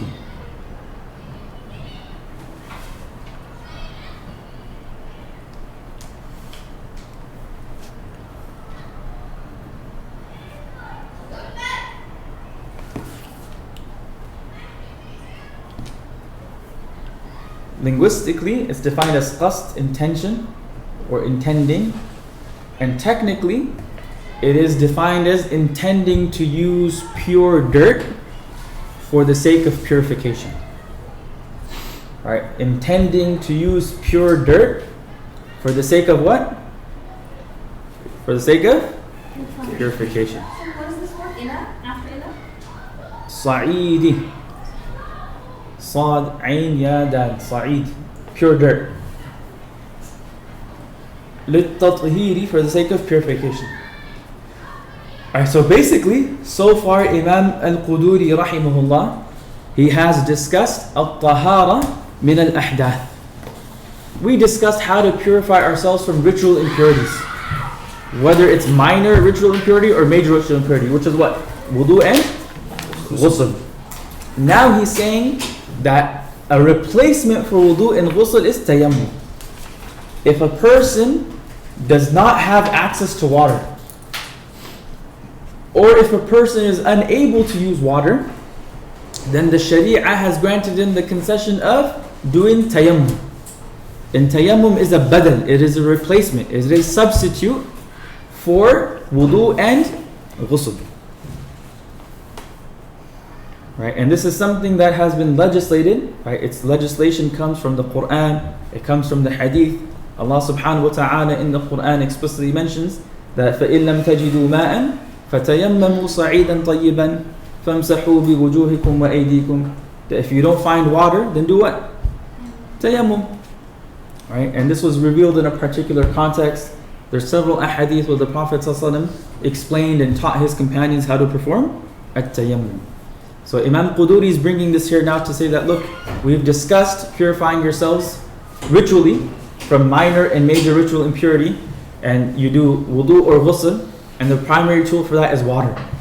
But now if there is no water, or if you're unable to use water, you can do at-tayammum. So basically tayammum is permissible under two circumstances. The first circumstance is the absence of water. Right, the first circumstance in which it is permissible to perform tayammum is the absence of water. And the absence of water is understood to mean that you do not have access to water and there's no water around you for about a 1 mile radius. That a mile towards the north, south, east, and west, there's no water available. So in that context, in that situation, a person can simply do at-tayammum. The second is the inability to use water. Meaning water is available, but you're sick. And if you were to use that water, it would cause your condition to become worse. Or you have water but it's not enough to make wudu.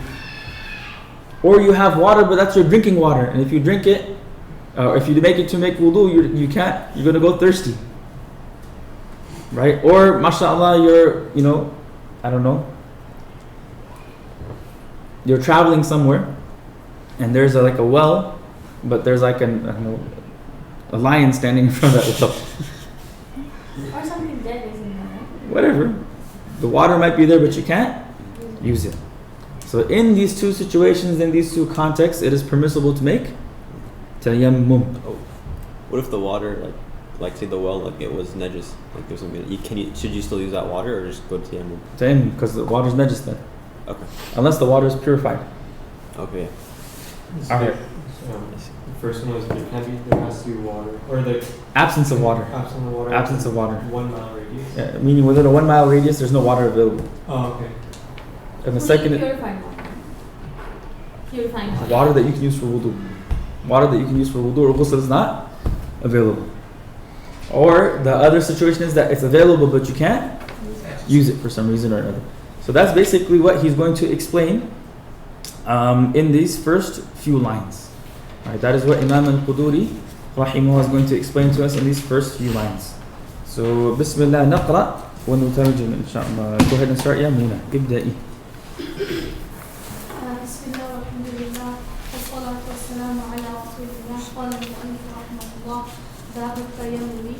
ومن لم يجد الماء وهو مسافر أو خارج المصر وبينه وبين المصر نحو الليل أو أكثر، أو كان يجد الماء إلا أنه مريض فخاف إن استعمل الماء اشتد مرضه، أو خاف الجنوب إن اغتسل بالماء يقتله البرد أو يمرضه فإنه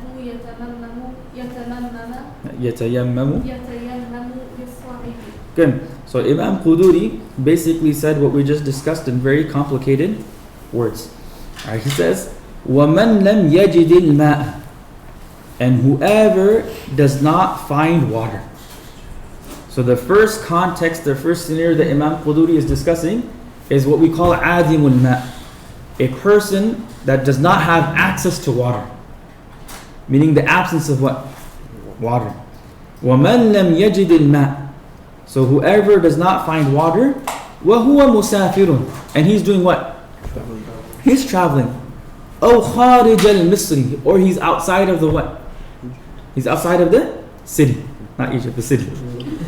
Right? So basically, You said Kharij al-Misri. خارج المصري مضاف مضاف إليه. Because if it was a country, it would be Misra, right? Because that's Mamnu Misra. Yeah? In this context, we're not talking about Egypt. But It's I'm just a just city. asking a grammar question. It is Mamnu Misra, right? Depends. It could be mamnu' min as-sarf, it could be munsarif as well. This is one of those interesting words.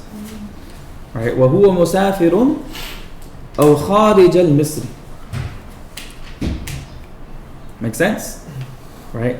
وبينه وبين المصر نحو الميل أو أكثر. And between him and between the city is approximately a mile or more. Over here, what he means by mil is al-mil al-shar'iyyu, the legal mile. We're not talking about the mile that we're used to. It's the legal mile. It's different? It's a little bit different. Nahwa al-mili. Alright, so basically what Imam Quduri here is saying is that, look, the person does not have access to water. When he says baynahu wa bayna al-misri, he means between him and the area of water is what? 1 mile or more. So in that scenario, he can do what? He can make tayammum. Remind me at the end of class. I will tell you what that meal actually is. It's not the mile that we know. It's called al-milu shar'iyyu. It's a little bit more than a regular mile. That's scenario number 1. The second scenario is that he has access to water, but he can't do what? He can't use it. أو كان يجد الماء, or he has access to water, he finds water.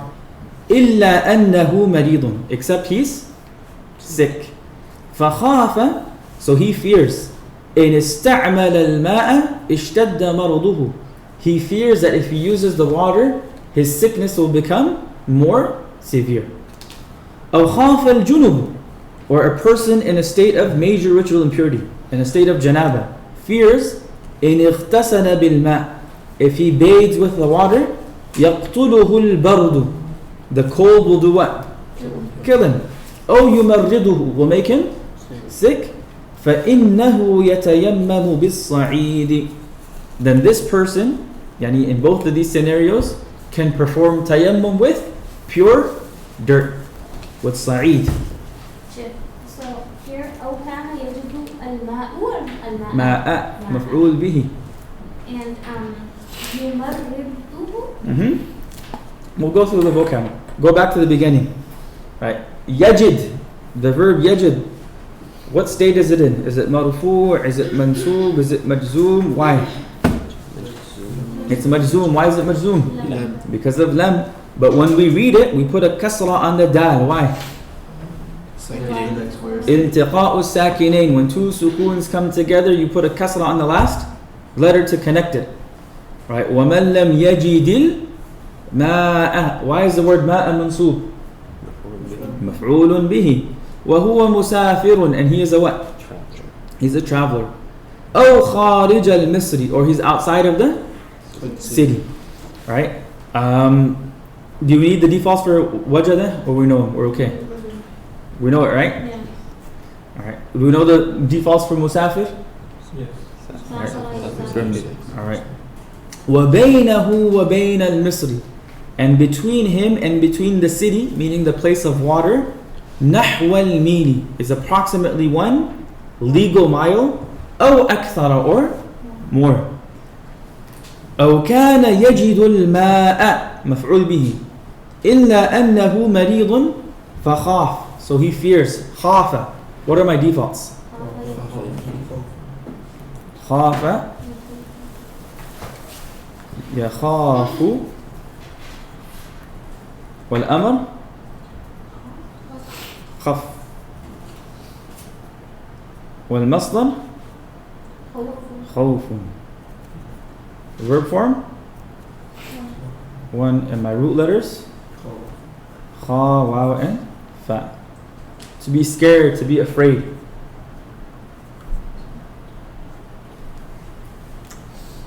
Alright. Ista'mala, what are my defaults?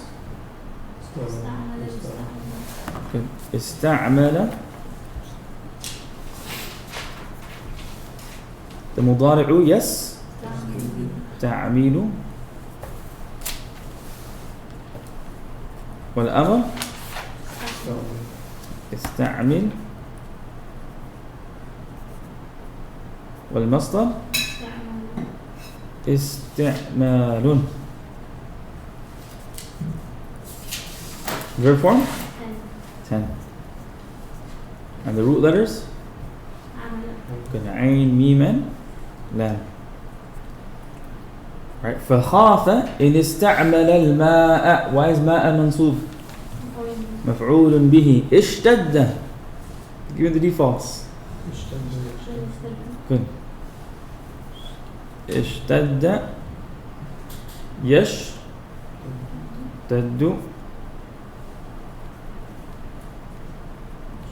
والأمر اشتدد, and the masdar اشتداد, to become severe. Verb form? 8. افتعال. And my root letters? Good. Sheen, dal, and dal. Right. مرضه اشتد مرضه. Why is it مرفوع? Why is the word مرض مرفوع? فاعل. أو خاف الجنب, the person in a state of janaba, the person in a state of major ritual impurity, fears. إن اغتسل بالماء, that if he bathes with the water, يقتله البرد, that the cold will kill him. أو يمرضه will make him sick. يمرض, what are the defaults? Good. مرض the مضارع يمرض والأمر مرض والمصدر تمريض. Verb form? 2. And the root letters? Good. ميم راء ضاد. فإنه يتيمم بالصعيد. Then this person will make tayammum using pure dirt. So the khulasa again of this section is that there are two situations, there are two scenarios where it is permissible for a person to perform tayammum. Situation number 1, that he does not have access to water. And not having access is defined as the water being approximately a 1 mile radius away from you or more. Second scenario, that you have access to water but you're unable to use it. Make sense? Alright, if I'm going hiking, mashallah, in the San Bernardino mountains, and I only have one water bottle with me, and I get stuck on the mountain, and there's nobody coming to rescue me, and if I use this water for wudu, I'm going to go thirsty, I should probably do what? Tayammum. Make sense? So for the 1 mile thing, how would you know it's mile to Approximate. Educated guess. That you're pretty sure that, you know what? There's no water around here. So what if you want to get down from the hike and then to get to the water, you know you're going to miss the prayer? If you get to it. Pray. With tayammum? Alright. The next section, he's going to teach us how to perform tayammum. So the first section was, when is it permissible to do tayammum? And now, how do you perform tayammum itself? Go ahead and read, yeah? Maryam, Bismillah. Alhamdulillah, salatu wassalamu ala rasulillah wa ala alihi wa rahmatullah. ويجوز التيمم والتيمم ضربتان. كيفية التيمم؟ والتيمم ضربتان. The end of the last page. There's like 2 1 line. I don't have this.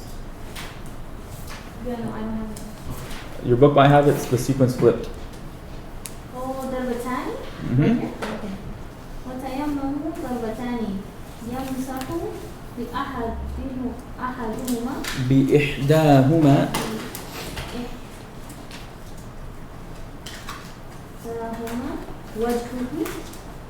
وجهه وبالأخرى يديه إلى المرفقين. والتيمم في الجنابة والحدث سواء. Good. والتيمم ضربتان. Right, Imam Quduri is saying that tayammum, the process of doing it is 2 strikes. ضربتان, 2 strikes. يمسح بإحداهما وجهه. With one of the 2 strikes, he will wipe his face. وبالأخرى يديه إلى المرفقين. And with the other, his 2 hands up until including his elbows. Right, so basically the way that you perform tayammum is that you find some sort of pure dirt or soil or dust, right? And you strike it with both of your hands, right? Ad-darbatan, the first darba, the first strike, you strike it with both of your hands. Now there's a little bit of what on your hands? Dust. Then you dust it off. Because the purpose is not to make yourself dusty, dirty. Wipe it off. Then you wipe your entire face, just like you do for wudu. Or you wipe your entire face. So from the hairline to your chin, and from earlobe to earlobe, the whole surface is wiped. Alright, then you do the same thing. You strike the earth again, dust it off, and you wipe your entire what? Right arm, up to and including the elbow. Then your entire left arm up to and including the elbow. And that's it. That is your tayammum. There's no feet involved at all? ها؟ No female? تيمم ضربتان يمسح بإحداهما وجهه وبالأخرى يديه إلى المرفقين. That's it. يمسحه, right? يمسح. Those are the only two limbs that are wiped in tayammum. The face and the arms. Oh, yeah, here. Face. So the top part of your beard, that's it. Right. والتيمم في الجنابة والحدث سواء. And the process of tayammum for purifying yourself from major ritual impurity and minor ritual impurity is the same. سواء. It's the same, it's equal. There's no difference. Meaning the process of tayammum, if you have to do ghusl or wudu, is the same. There's no difference between whether you're in a state of major ritual impurity or you're in a state of minor ritual impurity. You still perform tayammum in the same way. If you're in both, does one suffice for both? Of course. I mean, if it takes precedence. Okay. I'm sorry, could you repeat that? I mean, it doesn't matter if you're in the state of janaba or hadath asghar. Doesn't matter. Tayammum is still the same. Alright, now he's going to highlight what substances can be used for tayammum. Alright, what substances can be used for tayammum? اقرأي يا فاطمة بسم الله.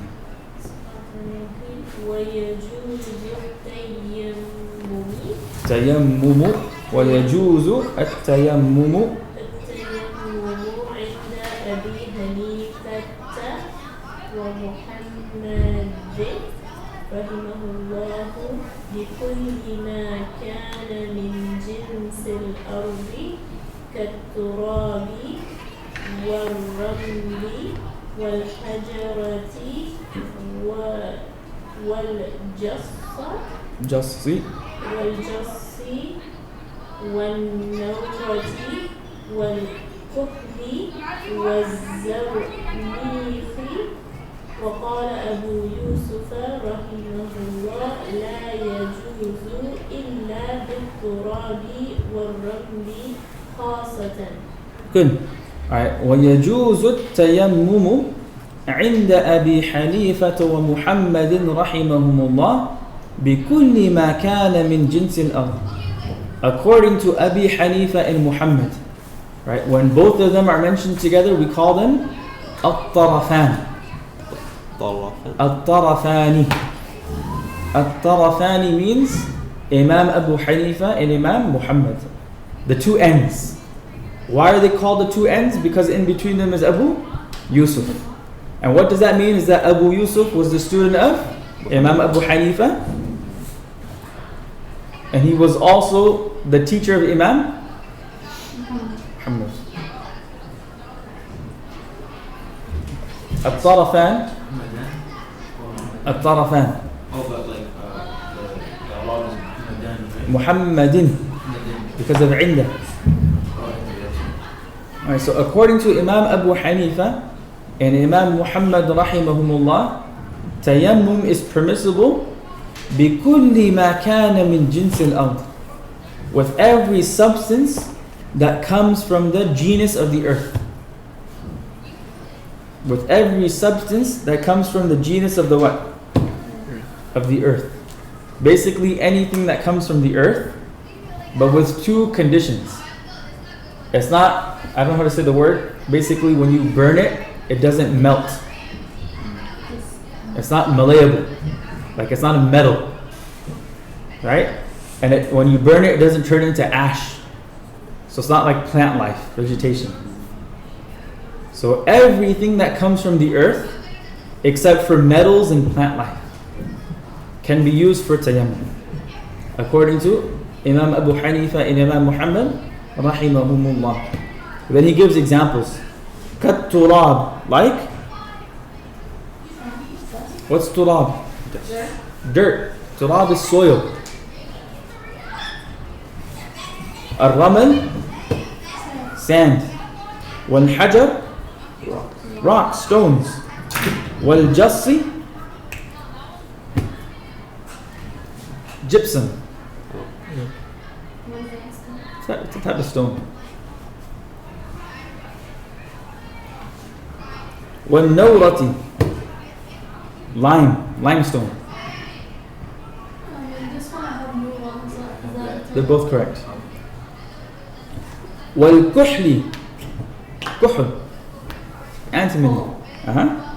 Coal, right? كحل. The one that you put in your eye.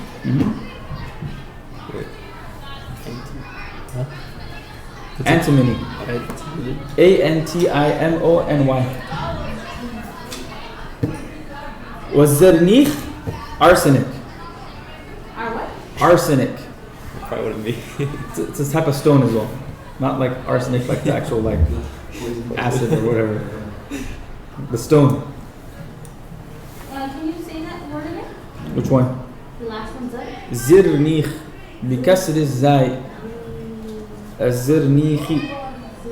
Mine has a fatha. زر. Mine has a za. زرنيخ. I think it has a kasra. It's below the shadda. No, it's above. Is it above? Yeah. Below. That's weird.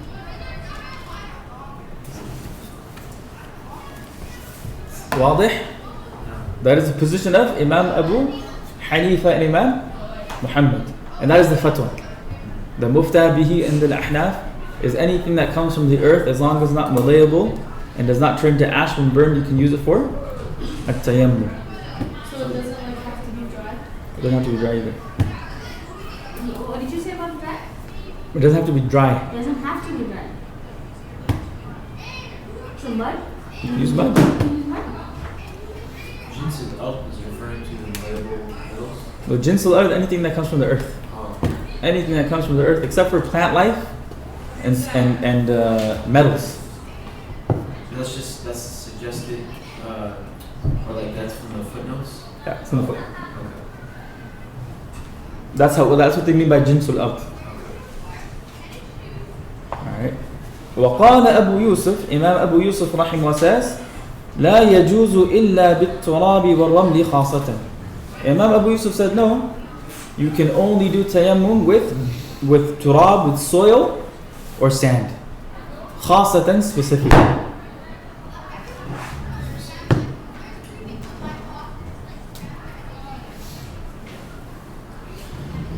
نعم. One more line. والنية خاصة بالفتحتين.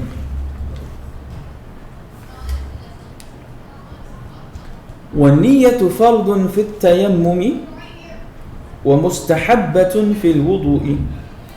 Then Imam al-Quduri, he just highlights, right? He's just highlighting that when it comes to at-tayammum, the niyyah is fard. If I'm doing tayammum and I want it to count as tahara, I have to have the what? Intention. Because dirt is not meant to purify. Right? Dirt is not meant to purify. It's only a substitute. It's a replacement. So if I want it to do that, I have to make the intention. But when it comes to wudu, he says mustahabbatun yani sunnatun.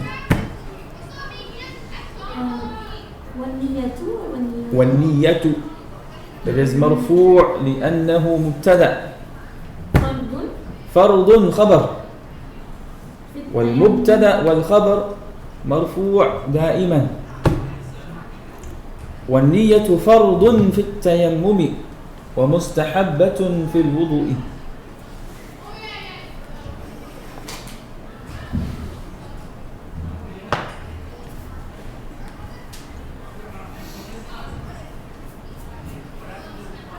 واضح؟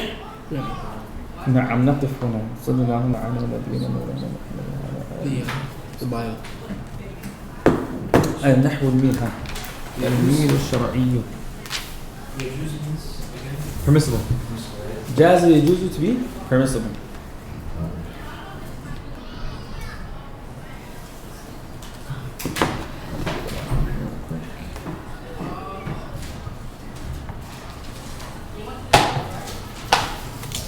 الميل الشرعي is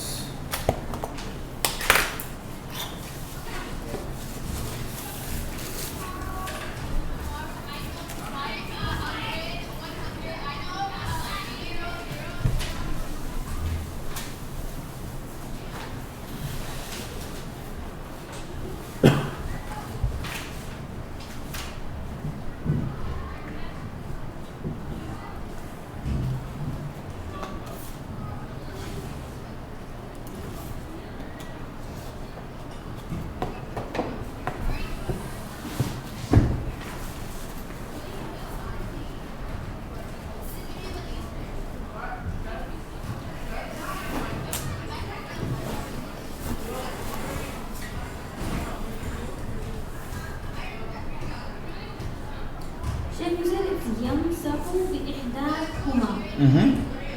كيف نقول إحداهما؟ إحداهما.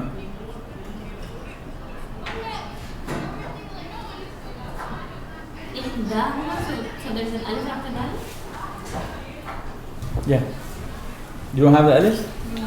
Your version says أحدهما. Yeah. Same meaning. أحدهما? Same meaning. Same meaning.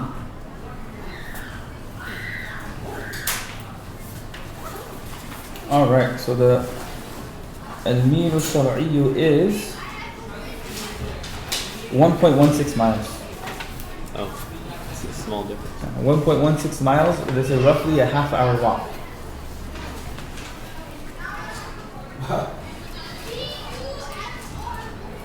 What if it's a climb? really look. Yeah.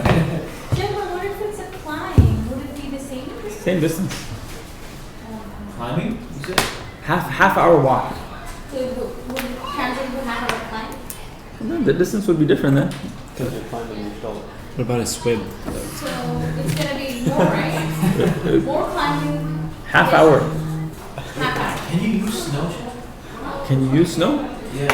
You can make wudu with snow. Yeah, make it use snow, right? You might get frostbite. So in that condition, if you fear that you might get sick, then just do family, right?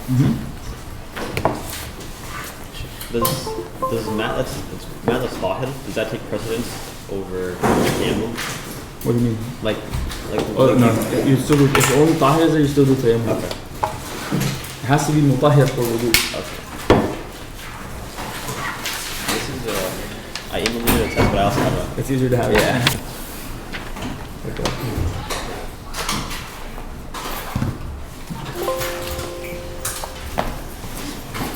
Allergies gotta be beat today. What's up? So allergies gotta be beat today. Yeah?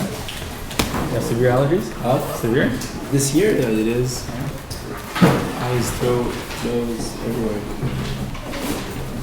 Take some Zyrtec. Actually, how do you? I took Claritin in the morning. Okay.